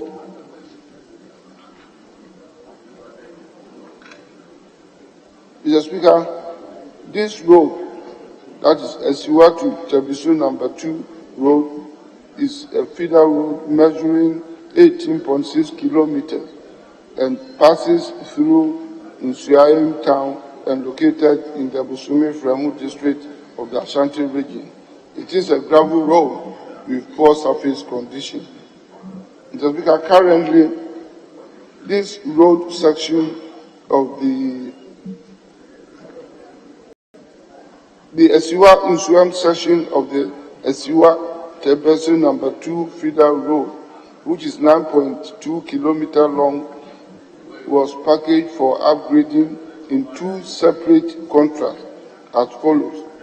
1. Upgrading of Esiwa to Nsuayim feeder road phase 1, from kilometer 0 to 5.8 kilometers, and upgrading of Esiwa Nsuayim feeder road phase 2 from kilometer 5.8 to kilometer 9.6. Both contracts were awarded on 16 January 2020 with an expected completion date of 2nd April 2021. The contractor failed to execute the works and therefore the contracts have been terminated. The future program, Mr. Speaker, is that engineering studies and packaging of the works from Siwa to Nsuem has been undertaken. The estimates are currently being reviewed for approval and consideration for procurement under the 2023 budget. Engineering design studies will also be carried out on the Nsuem to Tebesu number 2 feeder road by the end of the first quarter of 2023 for consideration under the 2024 budget. Meanwhile, routine maintenance would be undertaken on the road in order to keep it motorable. A Piasso to Nsuta Road. It forms part of the new Edubiase to Anomabu Trunk Road and located in the Adansi South District of the Ashanti region. It is gravel road with poor surface condition. Mr. Speaker, currently this road forms part of the contract titled Upgrading of New Edubiase to Anomabu Road, that's from kilometer 10 to kilometer 32, measuring 22 kilometers. The project commenced on 30th March 2020 for completion by 29th March 2020. It has since elapsed. Progress of work is estimated at 14.5% physical completion. Mr. Speaker, currently the contractor is not on site. The contractor will be instructed to return to site, failure of which the necessary contractual procedure will be initiated to terminate the contract. I thank you, Mr. Speaker. Yes, honourable member, any supplementary question? Yes, please, Mr. Speaker. Please, Mr. Speaker, thank you. I want to please ask the minister for... Please speak into the mic. Yeah. Thank you, Mr. Speaker. Please, the Minister of Roads made mention of trying to contact the contractor on the site. From Ampaha to Esiwa, the contractor left the site in 2016. So for the past 6 years, there hasn't been any contractor on that road. And Mr. Speaker, the country, that road, or Adeto specifically, we produce cabbage more than any part of the country. And people come from Cote d'Ivoire, Takrady, Accra, they all come and buy cabbage from that area. Because of the nature of our roads, many of the produce go wasted every year. And from what the minister just mentioned, he's going to capture that road in 2024 budget. Meaning, I don't know when they will go and construct that road. I'm just appealing to the minister if he will expedite his arrangement or something can be done, because every year it's captured in the Green Book of the NDC in 2016, and I personally wrote that it's not done because the contractor left. He did only the Bekwai side of the road, and I've been writing and appealing. No, sorry. So please, Mr. Speaker, I want to know what can be done, because the roads are very, very deplorable, and that road as captured is not been done. So timelines. So what are the timelines? When can it be done? Not capturing in 2024. I want to know when the road or the contractor, new contractor, will be asked to come to the road. Thank you. Oh yeah, that road is there. Well. Honorable Kwame Abuja, what? I mean, I mean, the first time. Yes, Mr. Speaker. Getting the guys to ask person. You want to? I am enjoying the line of questioning of my good friend, and I want to encourage him to do more. But, Mr. Speaker, I would encourage him. He said categorically that road was captured in the Green Book as completed. Mr. Speaker, that cannot be possible. That cannot be possible. Mr. Speaker, either he must actually provide evidence of what he just said, that is been done, or withdraw until he brings that evidence. Mr. Speaker, it's very important. Because this is a House of Record. He should withdraw and provide that evidence, or, Mr. Speaker, it must not be, yes. Provide evidence that is been captured as completed. Yes. Yes, let him come to trouble. Mr. Speaker, please, I don't have a copy of their Green Book, but it's stated. No, I can provide. No, I don't have it here with me, but it's stated that road has been fixed, and it's even at the ministry. That's why I made reference to. If you have a copy, you can bring it and open it. You have your Green Book. It's your Green Book. It's your book. And Mr. Speaker, it's at the Ministry of Roads that road has been constructed. Even the former president mentioned it in Ashanti region. Honorable members, that you've constructed. Honorable members, please. It's there. That road is being done. Honorable members, this road is in his constituency, and he is saying it has been captured. So the facts are there. If it is not right, I think when Kwame raised the issue, if really he wasn't sure, he would have said, fine, I'm withdrawing. But once he's insisting, then I believe he knows what he's talking about.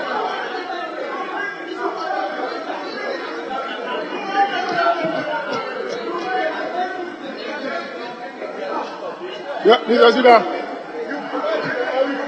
Mr. Speaker, thank you very much. Mr. Speaker. What is that? Mr. Speaker, this is a House of Record. Do you have the Green Book? Is that the Green Book? They are going to show it to you. Mr. Speaker, I'm on floor. You gave me the floor. Yes, leader. Mr. Speaker, the honorable member made a statement that he cannot provide evidence. Mr. Speaker, please. Will you listen to me? I didn't say I cannot provide an evidence. If the member has if a member is on his feet, you don't get up, please. Mr. Speaker, until he provides the Green Book, that shows that road was captured in the Green Book as having been completed. Until he does that, he should withdraw. He cannot make a sweeping statement and get away with it. If you don't have the evidence, please withdraw. When you have the evidence, you can make a statement on the floor. Please.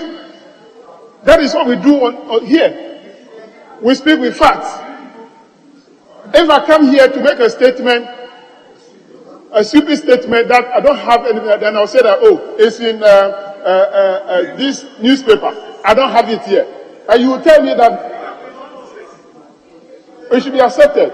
Yes, the honorable member should withdraw the statement. Take no nonsense of your Green Book. If you have the Green Book, bring it. Bring the Green Book.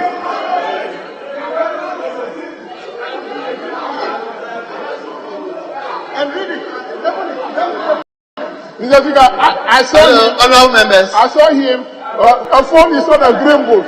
The Green Book is green. It's green. It's not phone. So please, my brother, withdraw the statement. If you get, you are shaking your head.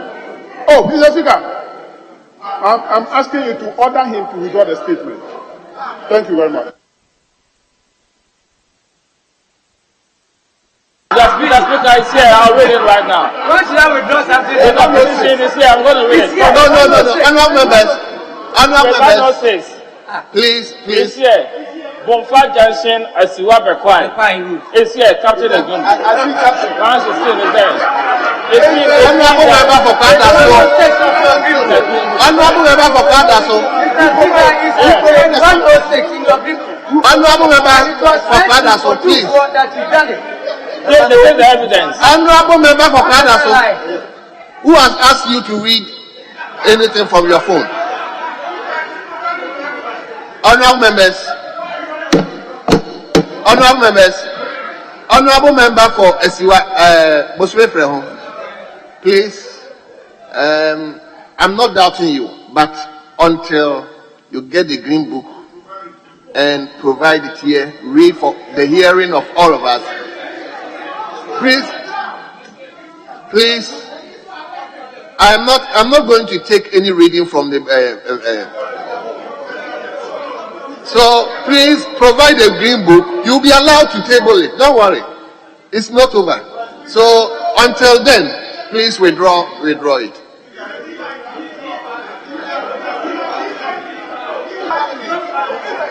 Mr. Speaker. In Parliament. Yeah, please, I have a... Yes. Leader, allow me, Mr. Speaker, so that you move on. I have a soft copy here, but if it's not acceptable, I will draw it. That I will provide a hard copy and read page 106 for hearing.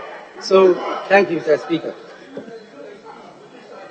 So, Honorable Minister, you may now answer the question. Or you've lost track of the question. Should I ask him to repeat? Okay, very well.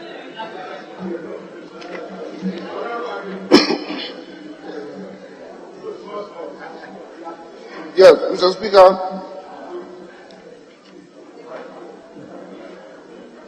It's true when he spoke about those roads, they are quite critical roads.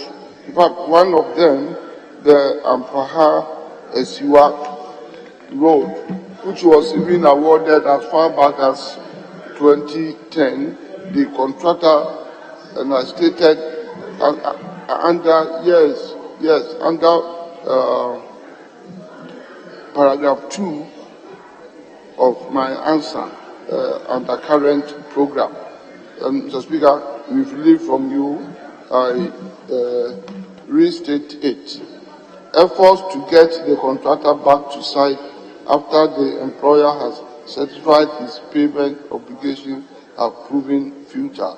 So we have had challenges with all the contractors on those roads in his constituency in particular. And even if you take Ankasi and Paha Road, we had similar problem. And Esiwa Tebesu number 2 road, the undercurrent program, the last sentence under the first paragraph, the contractor failed to execute the works and therefore the contract have been terminated. So it's true that all those roads, all those 4 roads in his constituency have been awarded in one time or the other. But we have had a lot of problems with the contractors for their inability to execute the project. So I understand his concern, and I think we have to do everything possible to raise the status of roads in his constituency. I thank you. Thank you very much. So from Bosome Frehon, we take the last question from Sisala East. From Bosome Frehon, we move up north to Sisala East. Honorable Amidu. Yes, Leader. Speaker, with your leave, I have the permission from the honorable member to ask the question on his behalf. He's attending to official programs in Kumasi at the moment. Let's hear you. I rise to ask the question on behalf of the honorable member for Sisala East to the Minister for Roads and Highways when the road from Wa to Bolga will be completed considering its importance of linking Upper West region to Upper East region to accelerate socio-economic activities of the two regions. Yes, Honorable Minister.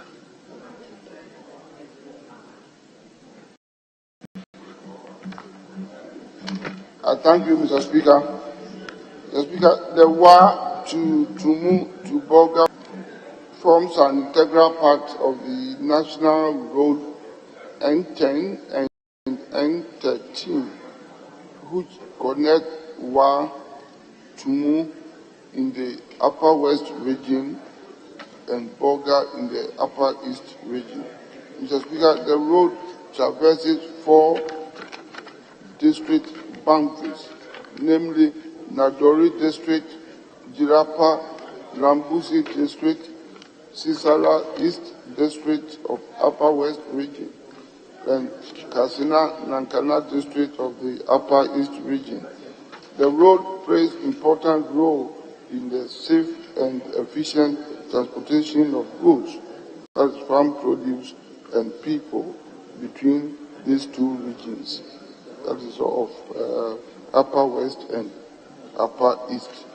Currently, Mr. Speaker, the Upper East section of the road from Nankong to Boga has been completed and in good shape. The upgrading of the Upper West section of the road has been procured in 5 lots as follows. Lot 1 is 10 kilometers from Tumu to Han, awarded for execution and completion in 24 calendar months. The project commenced on 27 June 2022 and scheduled for completion on 27 June 2024. Physical progress is at 5.37%. The contractor is not on site due to delay in payment of IPC. Lot 2 is 20 kilometers Tumu to Han Lora, awarded for execution and completion in 24 calendar months. The project commenced on 27 June 2022 and scheduled for completion on 27 June 2024. Physical progress is at 7.8%. The contractor is not on site due to delay in payment of IPC. Block 3 is 15 kilometers Tumu to Han Lora Road, awarded for execution and completion in 36 months. That's 36 calendar months. The project commenced on 10th August 2016 and was scheduled for completion on 9th August 2019. Physical progress is at 7.8%. The contractor is not on site due to delay in payment of IPCs 1 to 3. Lot 4 is 25 kilometers Tumu Han Lora Road, awarded for execution and completion in 24 calendar months. The project commenced on 27 June 2022 and scheduled for completion on 27 June 2024. The Speaker, contractor is yet to mobilize to site. Lot 5 is also 15 kilometers to Muhan to Navrongo Road, awarded for execution and completion in 24 calendar months. The project commenced on 27 June 2022 and scheduled for completion on 27 June 2024. Contractor is yet to mobilize to site. Mr. Speaker, the future program is that the progress of work is slow. The contractors who have not mobilized to site will be issued with notice to move to site immediately, since they have been given possession of site. I thank you, Mr. Speaker.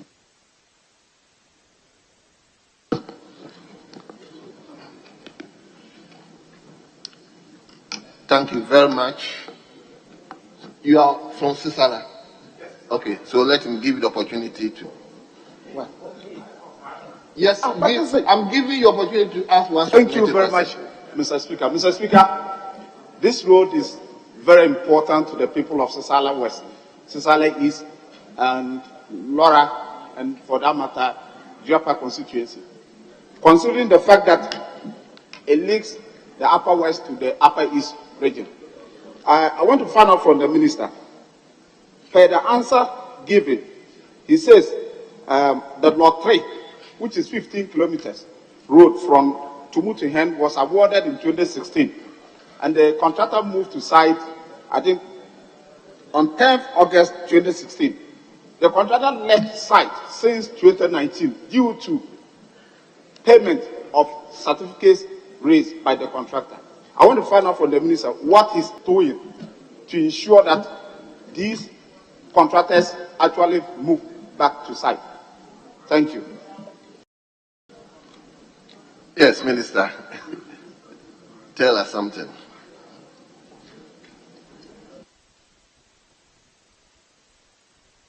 I thank you, Mr. Speaker.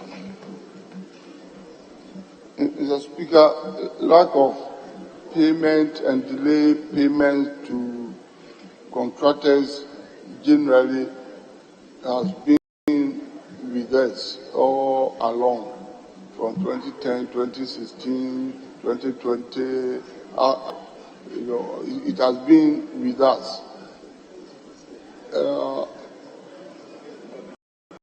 For not paying promptly as expected to contractors who execute work for us in this country, I think it's a problem that we must all put our heads together and address it, because it was the case from NDC time. It has been carried out up to today, is on, and perhaps not only in the road sector. Contractors executing jobs in our country do not get, prompt payment as expected. It's a problem, in our country. As much as government tries to effect payment from time to time, for work to be executed, the problem continues. And I think the only solution is for all of us as a nation to step up, our revenue mobilization effort. As Ghanaians, we must also be prepared, to help raise revenue, pay taxes. That is the only way that projects could be funded. Because all of us want roads, all of us want development, but we are not prepared to pay, taxes as expected. So when revenue mobilization is, I believe that, whatever government is in power at any particular time, we will be able to say through this problem so that we develop our country for ourselves. I thank you, Mr. Honourable members, we bring question time to a close. I would like to thank the Honourable Minister, our own uncle, for attending upon the House to answer 1, 2, 3, 4, 5, 6, 7, 8 separate questions from members of your nephews and nieces are so grateful to you, and you are hereby discharged. Yes, leadership. Speaker, with your leave, if we can vary the order of business and then move to item 8, the commencement of public business. 8A, and with your leave, if I can do that on behalf of the majority leader. And then B, the health minister is around. And then up to F on page 4. Thank you, Speaker. So, honourable members, let me invite you to page 3 Item number 8, at the commencement of public business.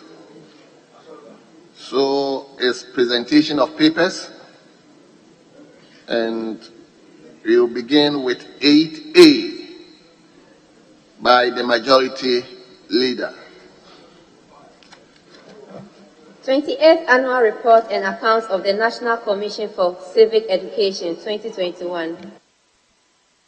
Honorable, the report has been duly presented. It is referred to the Committee on Education for consideration and report. We move to 8B. Annual Statement by the Audit Committee of the Medical and Dental Council for the year 2021. Honorable members, the statement has been duly presented. It is referred to the Committee on Health for consideration and report.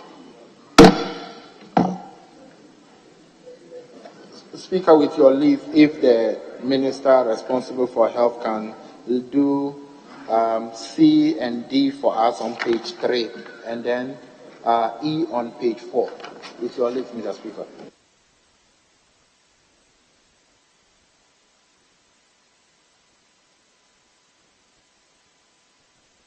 Very well. So we move to 8C. Annual Statement by the Audit Committee of the Cocoa Processing Company Limited for the year 2021. Honorable members, the statement has been duly presented. It is referred to the Committee on Food, Agriculture and Cocoa Affairs for consideration and report. We turn to 8D.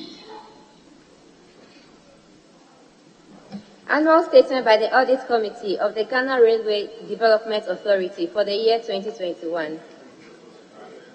Honorable members, the statement has been duly presented.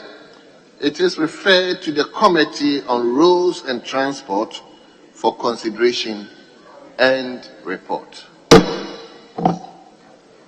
Let's now turn to 8E.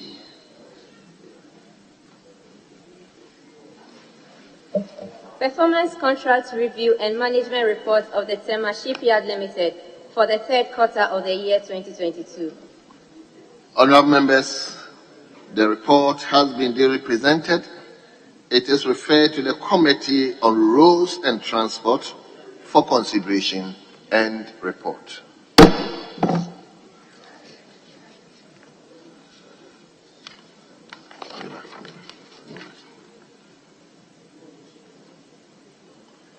We are moving to F, 8F. Speaker, with your leave, if the Deputy Minister responsible for local government and decentralization could do that on behalf of his minister. Very well, very well. So 8F, Deputy Minister for Local Government and Rural Development. Annual Statement by the Audit Committee of the Ayawaso Central Municipal Assembly for the year 2021. Honorable members, the statement has been duly presented. It is referred to the Committee on Local Government and Rural Development for consideration and report. We move to 8FII. Annual Statement by the Audit Committee of the Juaben Municipal Assembly for the year 2021. Honorable members, the statement has been duly presented. It is referred to the Committee on Local Government and Rural Development for consideration and report. 8FII. Annual Statement by the Audit Committee of the Esunafu South District Assembly for the year 2021. Honorable members, the statement has been duly presented. It is referred to the Committee on Local Government and Rural Development for consideration and report. We turn finally to G.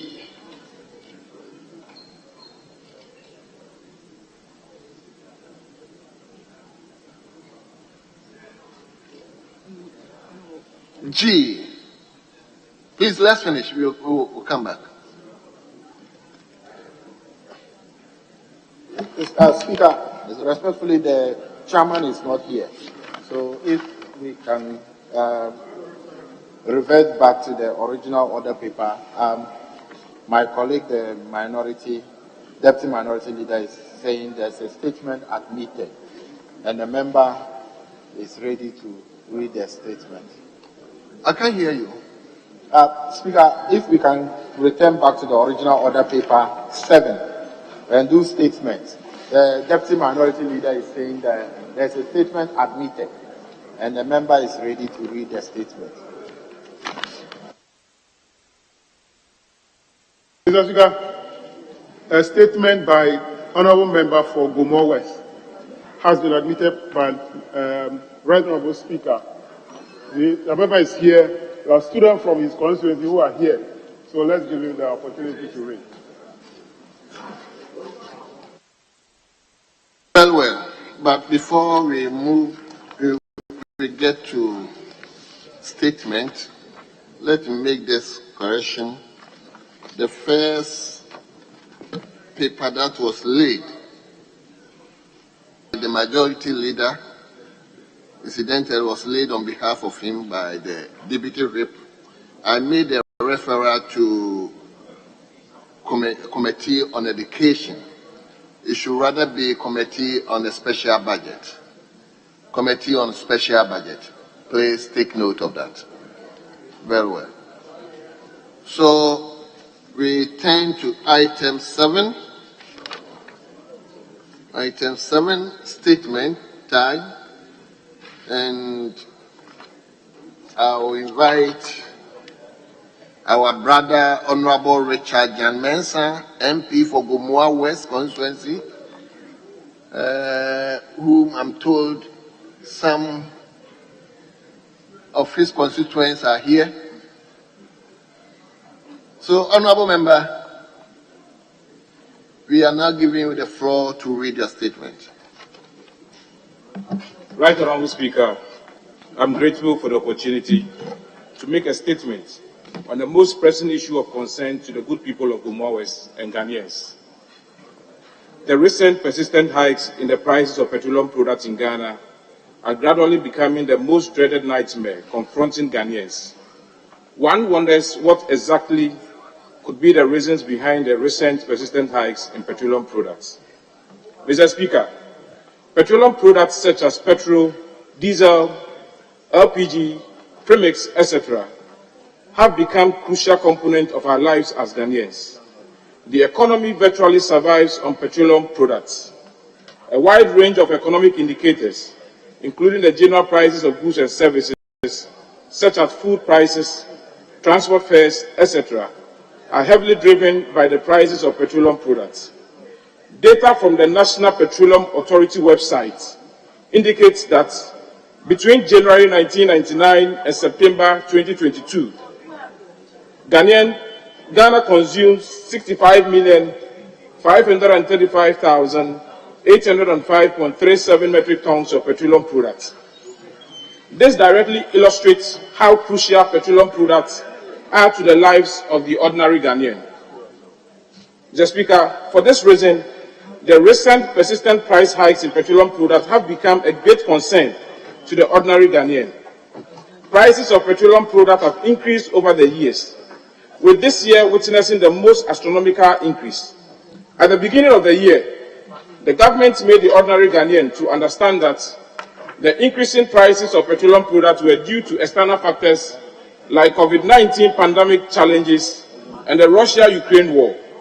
However, a detailed assessment shows that government-controlled variables, such as taxes and levies on petroleum products and the weakening strength of the Ghana cedi, are mainly responsible for the persistent fuel price hikes. Mr. Speaker, export price for petroleum products have risen dramatically. In 2022, this year, the leading oil marketing companies, that is the OMCs, raised the prices per litre of petrol and diesel from 6 cedis 95 pesos and 7 cedis 3 pesos in the first pricing window in January to 17 cedis 99 pesos and 23 cedis 49 pesos in the first pricing window in November, respectively, increasing by 11 cedis 4 pesos. That represents 158.79% increase for petrol, and 16 cedis 46 pesos, representing 234.15% increase for diesel. Also, the indicative price per kilogram for LPG has increased by 7 Ghana cedis 51 pesos, from 8 cedis 84 pesos in January to 16 cedis 35 pesos in November, an 84.99% increase. However, the international crude oil prices have been steady between September and November 2022, hovering at approximately 95 USD per barrel, and the Ghana levies on petrol and products were likewise unchanged. Mr. Speaker, I regret to inform the House that data from the globalpetroleumprices.com and the National Petroleum Authority website of the first pricing window in November 2022 show that Ghana has the highest petroleum prices among its neighboring countries, including Ivory Coast, Togo, and Burkina Faso. Mr. Speaker, the price per litre in USD of petrol in Ivory Coast is 1.175 USD, and that of diesel is 0.99 USD. In Togo, a price per litre of petrol is 1.101 USD and diesel is 1.297. In Burkina Faso, a price per litre in USD of petrol is 1.127 USD and that of diesel is 1.03 USD. However, in Ghana, a price per litre is 1.384 USD and diesel is 1.807 USD. Mr. Speaker, ordinary Ghanaians seek to know why Ghana's petroleum products are so high. Mr.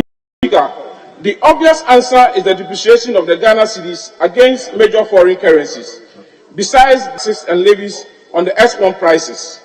The Ghana cedi has depreciated to 13 cedis 8 pesos per USD in November 2022, from 6 cedis 2 pesos in January 2022. Ghana imports a significant amount of its petroleum products to meet national demand. This requires a substantial amount of US dollars to make these transactions. But the Bank of Ghana has not been able to auction sufficient US dollars required by the bulk oil distribution company, that's the BDCs, to import petroleum products. Therefore, the BDCs are compelled to buy USD or dollars on the open markets at a higher rate, which is estimated at 14 cedis 47 pesos to 1 USD as at November 9, 2022, than the Bank of Ghana rate of 13 cedis 8 pesos to 1 USD. Mr. Speaker, the rising prices of petroleum products at the pump is the clearest sign of the rising cost of living, since it affects many items and services, including food, housing, clothes, energy, etc. Ghana's unemployment rate is high. Even those working earns a daily minimum wage of just 13 Ghana cedis, 53 pesos. Mr. Speaker, you will notice that just yesterday it changed slightly. Hence, a Ghanaian working at a minimum wage would earn an abysmal monthly low income of 405 Ghana cedis, 90 pesos. This, when it translates in USD, it is $28.99, but spends almost double the daily minimum wage to buy a liter of petrol or diesel. Rising petroleum prices have significantly affected many transportation and distribution companies. Most of these businesses have pushed their operational costs to the ordinary Ghanaian. Mr. Speaker, transport costs have doubled in the previous weeks. For example, Transportation from Kwame Nkrumah Circle to Parliament House, which cost 5 cedis 2 weeks ago, now costs 7 Ghana cedis. Yet salaries have not increased.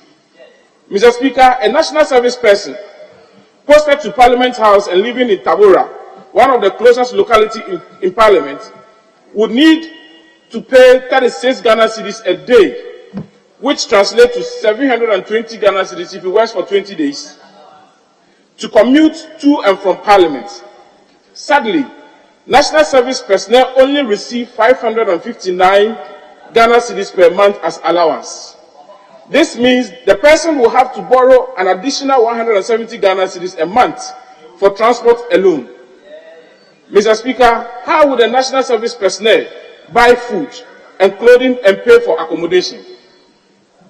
The increase in the petroleum prices are unbearable, bringing untoward hardship to the citizenry.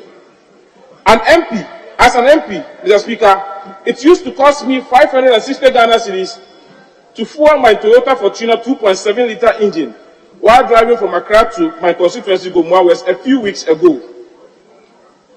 Because of the recent prices increase in the petroleum products, I now have to pay a whopping 1,300 every weekend to fill up the same vehicle to perform parliamentary duties in the constituency.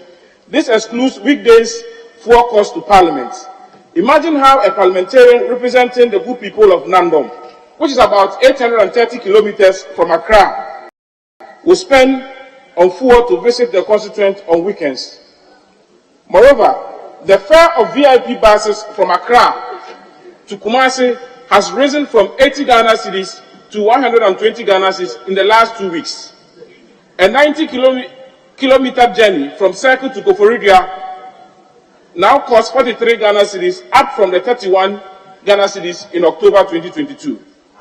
Mr. Speaker, the surge in transportation expenses has affected the pricing of basic commodities such as plantain, maize, yam, tomato, oil, and onion.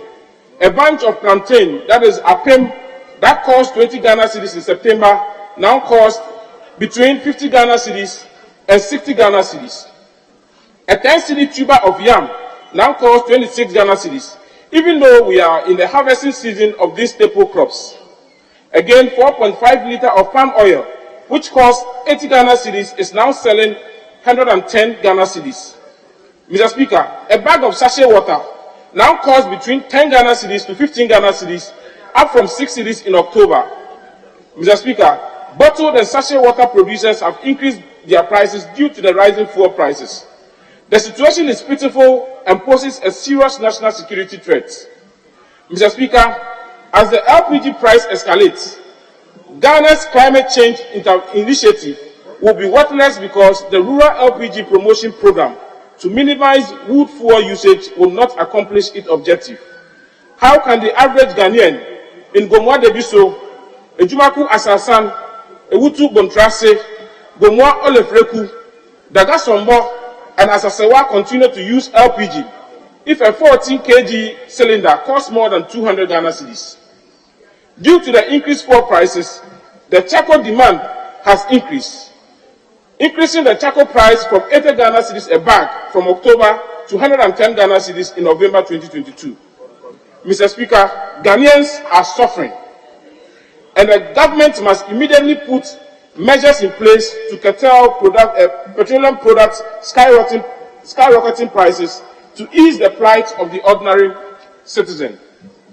In conclusion, Mr. Speaker, government may consider the following measures. The first measure, that is 1, governments may consider subsidizing the price using revenue from the crude oil windfall profits.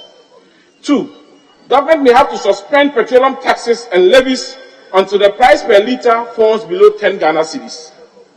3, government has to ensure BDCs have staple supply of foreign currencies to import more fuel to meet growing national demand.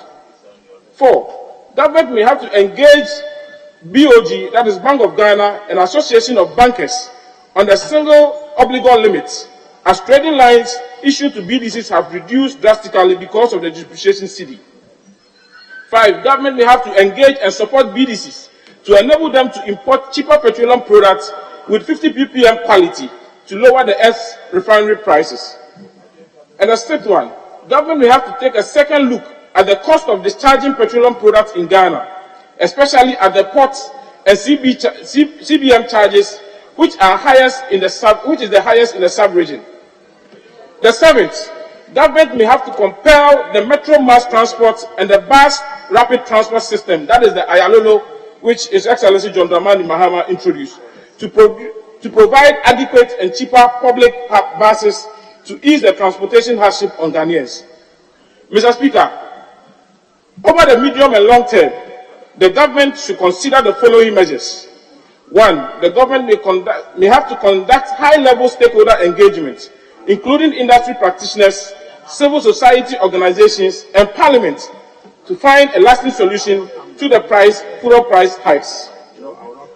The last one, Mr. Speaker, government will have to strengthen TOR, that is the Tema Oil Refinery, to fully utilize its 2.6 million and 9,000 metric tons storage capacity for white products and the LPG respectively.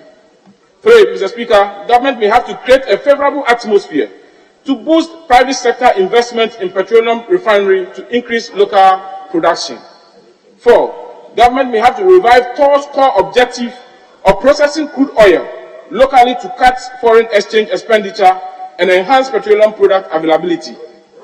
Fifth, government may have to implement prudent economic management to control the depreciation of the cedi. This last one, government may have to ensure must adhere to its core mandate of holding strategic stocks to meet national demand throughout the year. Once again, Right Honourable Speaker, I am eternally grateful for this opportunity. Thank you. Thank you very much. I will invite two contributors from each side, including leadership. So I'll begin with Honorable Member for Kwadaso, and I'll still entreat you to be concise and brief. Yes, Honorable Member for Kwadaso, before you step in, let me indulge all of you. The time is 2 o'clock, and I have to beg you to allow me to extend sitting beyond this time. So please kindly indulge me. So, Honorable Member, let's hear you. Honorable Speaker, I thank you for the opportunity to contribute to the statement ably made by my colleague on the other side. Mr. Speaker, what our honorable colleague has made on the floor or has said is the reality on the ground. Nobody can objectively contest that. It is a fact that prices of goods and services are going up. And I know that our brother is also aware that this is not exclusive to this country. It is a phenomenon that is ravaging almost every economy around the globe. And I've been saying that every government now is really under pressure. It's going through difficulties because of the burdens on the citizens. And it is worrying that we are going through these difficult situations. Mr. Speaker, one thing is clear, that what is happening is not as a result of the government not managing the economy well. It's because of shocks that are exogenous to us.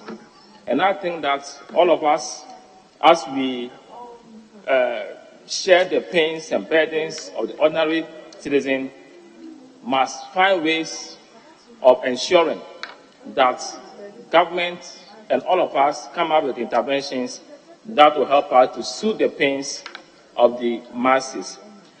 Our good friend made a point that government should consider,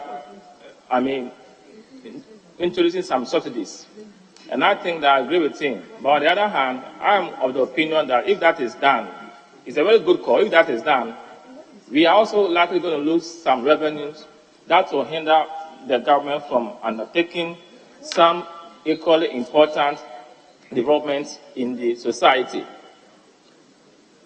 I'm of the opinion that we need to accept the challenge, government needs to accept the challenge and continue to think outside the box to come up with interventions that will help to ameliorate the pains and the sufferings that we are going to. All of us are going through these difficulties.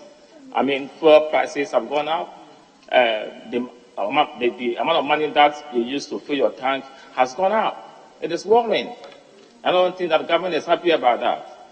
Government is worried about that. All of us are worried about that. But the government is not sleeping.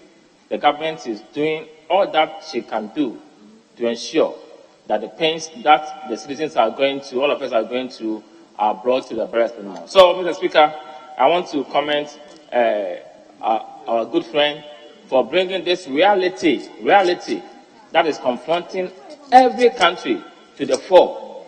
What is important is that how do we do differently to ensure that these difficult times are addressed so that Ghanaians will experience some respite economically and financially as well.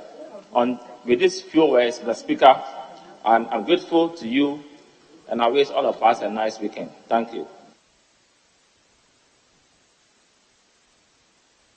Very well. Isaac. Thank you very much, Right Honourable Speaker. Mr. Speaker, I would like to commend Honourable Richard Jan Mensah for a very well-researched piece. Mr. Speaker, but I'm not surprised because he's an industry player himself, having served in industry for so many years before coming to Parliament. And that is showing on the work that he has done. What industry? The petroleum industry, particularly the upstream and the downstream petroleum sector, is where he plays. And that is the reason you can see that reflect in the quality of work. But, Mr. Speaker, I agree with him on almost everything he said. But my worry is that the key driver of the prices today is no longer the global price of crude. Why we are having this problem is essentially the foreign exchange problem. As a matter of fact, I don't even think that it is about the taxes, because the same taxes delivered a liter at 4.50 pesos, a couple of months back. Why is it that the same taxes that have not been increased now delivers a liter at 23 Ghana cedis? It is the exchange rate. So if we don't solve the exchange rate, and we even remove all the taxes, the exchange rate will erode all of that and we'll be back to the same problem. So the issue is essentially a foreign exchange problem. And until we deal with that, we are going to have this problem going forward. It is the reason some of us for so many years have been cautioning the Bank of Ghana not to throw hard currency at the cedi in search of a single-digit depreciation. It is precisely because of this time. Anytime you manage monetary policy, you have to remember that there may be shocks, and because of that, you keep buffers for a rainy day to deal with the headwinds. In our situation, we have had the headwinds at a time where there are no exchange rates. We don't have foreign exchange at all to deal with this matter. So the BDCs are struggling. I am aware of an operator in this industry who, for so many months, for almost 4 months, needed to externalize $8 million to pay on an LC. He had the cedi sitting in the bank, and for 4 months, the LC had matured. He couldn't just buy the dollars to pay. The end result is that the correspondent banks paid, and his bank now have a difficulty issuing new LCs because the correspondent bank now see this bank as a risky bank. Not because the customer didn't have the money, but the bank just couldn't get the dollars to pay the money. That is the problem we are having. Mr. Speaker, a few months ago, if you were running a filling station and you were buying 54,000 liters, the bigger tank that you see around, for 200,000. That was how much you needed to pay for it. Today you need 1.1 million to buy the same 54,000 liters. Clearly, you cannot be in business because how can you move from a capital of 200,000 to 1.1? And yet the banks are charging close to 40% if they have to give you a loan to top up the difference. So you see a lot of those filling stations are collapsing. Next time you are in the Upper East region, try and move towards the Paga border. And you see that they have now all been turned into centers for drying paddy rice. You see them drying paddy rice on the filling stations because they just don't have the capital to buy the fuel anymore. So whilst the consumers are suffering, the businessmen themselves are not able to save their businesses and their businesses are collapsing. So we need to address this problem of exchange rate in order that we can get a handle on it. From somebody who is a finance person, I'm jittery to agree that we should remove all the taxes because then we will not run an economy and it will be very difficult for government to function without the revenue. How do we deal with it now that we don't have a handle on the exchange rate problem? Of course, you may decide to subsidize for the price, but for how long can you continue? Assuming we have started subsidizing when it was breaking the 8, and we subsidized when it broke the 10. Now it has broke 20. How much can government subsidize as these escalating prices continue? It is obvious that government cannot keep pace with the prices. And that is why I think that we need to look at a more long-term solution to dealing with this. And I agree with his focus on refining a lot of products in Ghana. I believe that TOR itself needs to be retooled because you can't have equipment that are almost 50 years old in the modern era and still be efficient in processing. Certainly your cost of processing will be more expensive than somebody who is using state-of-the-art in recent times. And that is where the focus ought to be. But Mr. Speaker, this is a very difficult one. And until such a time that we are able to deal with the exchange rate, I would say that the prices will continue to go up and the ordinary businessman will suffer it and the consumer will suffer it. Thank you very much, Mr. Speaker. Thank you very much. Let me give. Right Honourable Speaker, thank you very much for the opportunity. I also want to commend the maker of the statement, Honourable Dan Mensah, for a well-researched statement and recommendations that he made. Mr. Speaker, indeed, Ghanaians are suffering. People, ordinary farmers in Agbenohwe, in Darfur, in Sovie and Kudra, they are suffering. Market women from Sovie can't even bring their goods to the market and sell them at the same prices they used to sell them because of the high transportation costs as a result of the increase in fuel prices. Mr. Speaker, I recall something I read on the 18th of May, 2015, and I'd like to share it. It was a tweet, and it said, if the automatic adjustment pricing formula says nothing can be done about the increases in the prices of petroleum products, even though when the world market price of crude oil went down, the equivalent reduction in petroleum prices did not take place.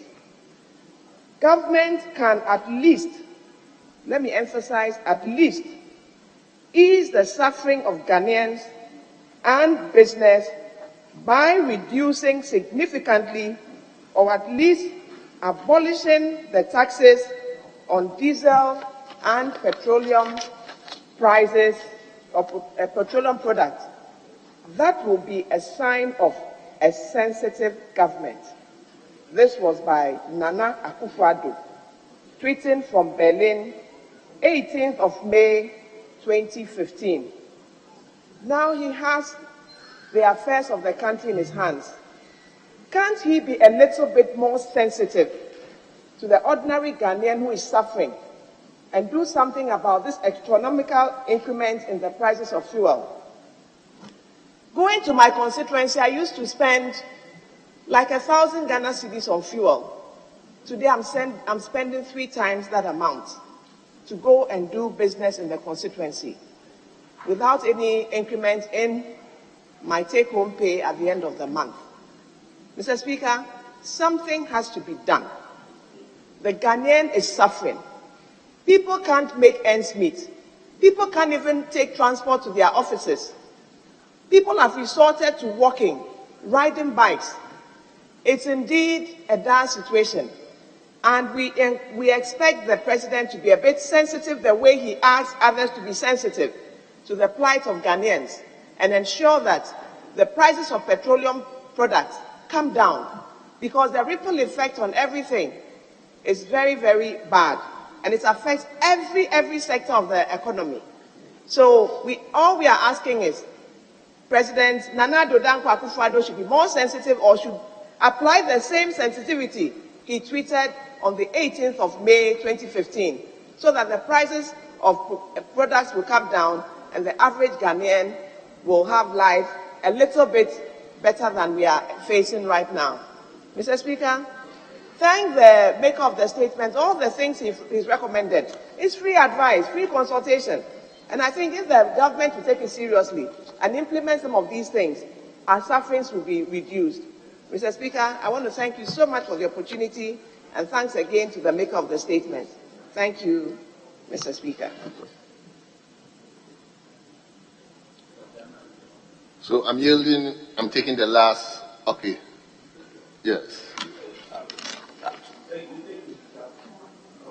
My brother, thank you, Mr. Speaker. Mr. Speaker, let me thank the maker of the statement for coming up with such insights into what is perceived to be the economic situation pertaining in our country today. Mr. Speaker, I want to identify with him in most of the statements that he made or comments that he made, especially in regards to the fact that living conditions are deteriorating or are becoming difficult for people in the country. In fact, and indeed, the president himself at many fora has admitted that things are not what he expected them to be, and he would have wished for the best for Ghanaians.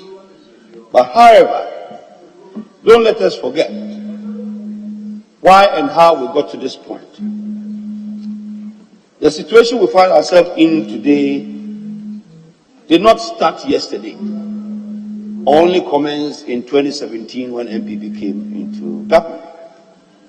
We have lived in harsh conditions or harsher conditions previously, and also suffered most of the things that my colleague mentioned, even though I wouldn't want to remember Ghanaians of the pain that they went through over some period that I don't like to mention. But Mr. Speaker, granted that we have or we face challenges in our economy, it should be noted that this is the only government, the MPP government of 2017, President Akufo-Addo, is the only government that was able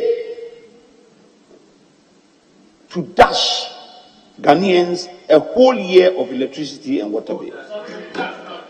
The Speaker, I know my colleagues on the other side will say it's not true, but all of them enjoy the same facility. But that notwithstanding, I also like to mention that indeed it is during the time or the period of this government that we have seen a lot of support for members of parliament. I can go on and on and on and on. But where do we finally end this game of exchanging compliments? We should go deep within ourselves and advise how we can help to make things better. It is not always the case that we will get up and point fingers and try to make things difficult and even harder for the government in power. The Speaker, yes, in the unlikely event that my colleagues on the opposite side should come and win power ever in Ghana, they should know that they need to run or develop this country on taxes. So as we were here not too long ago, when e-levy came to this floor, and people here bastardized and demonized e-levy, and we're not able to progress even beyond phase 1. Today they sit and they complain about hardships in Ghana. The Speaker, if we had been able to pass e-levy on the day it was presented in this House, donors wouldn't have taken away their money from us. Credit agencies wouldn't have downgraded us. We found ourselves in this present situation because of what my colleagues on the other side did. But I'd like to say that by and large, country broke, country no broke, we all will be inside. I thank you, Mr. Speaker, for the permission. Yeah, Mr. Speaker. Are you taking the last contribution? No, I was standing on point of order to draw the attention of the honourable member. You don't behave like that in Parliament. You are a second termer in Parliament. Please learn a bit. You don't behave like that. You see, Order 70 is clear that statement should not generate to debate. He's making points that are debatable. So I want to draw his attention to it. Mr. Speaker, you refuse to call me. I knew he was almost... I'm not going to make it clear that all that he said should be expunged from the record, because it developed into a debate. Because statement Order 70 is there, 72. It is not. Statement must come with facts, and all that he said were all factual. All that he said are all factual. Honorable Carlos, I haven't called you. Please be on your seat. So, Honorable Carlos, member for Tema West, you are fond of snatching ballot boxes. I don't think that you can snatch this statement also. You can't do that. Yes. Speaker, respectfully, I think the Deputy Minority Leader should rather statement on he is fond of snatching ballot boxes should be expunged from the record. I think unless he can be able to prove, fond of snatching ballot boxes. On a lighter note, he should withdraw. Mr. Speaker, I withdraw. In fact, I was actually referring to ballot papers, not boxes. So I withdraw the statement. Table kindly expunge that one from it. Yes. Honorable Member 4, you still want to talk?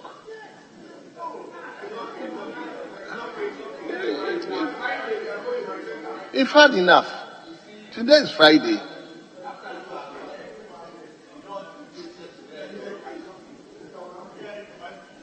Please, I give you 2 minutes. Please. Honorable members, we bring proceedings. I'm giving you 2 minutes. Very well, Speaker, take it. Okay. Speaker, thank you for the chance to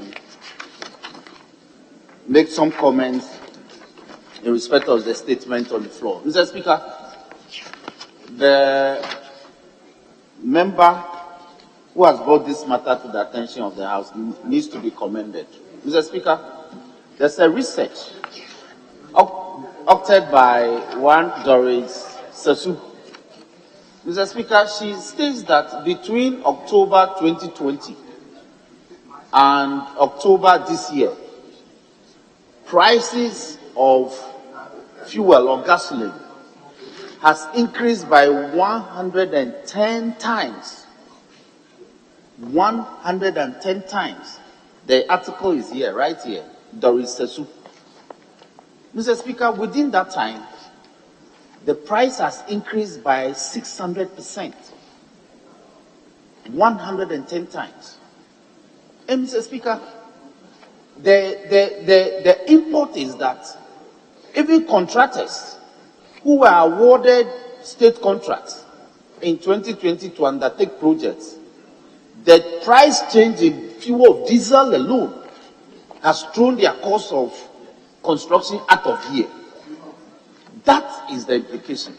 Mr. Speaker, yesterday we were told by the Minister for Fisheries that BDCs are finding it difficult to blend adequate fuel to supply premix.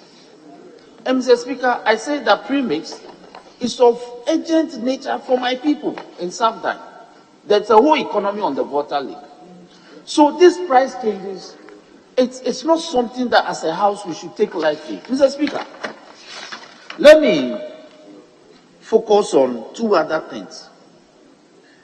Mr. Speaker, the small, in fact, families in the rural areas are being encouraged to use LPG, liquefied petroleum gas, and disease from cutting down trees and vegetation and burning charcoal.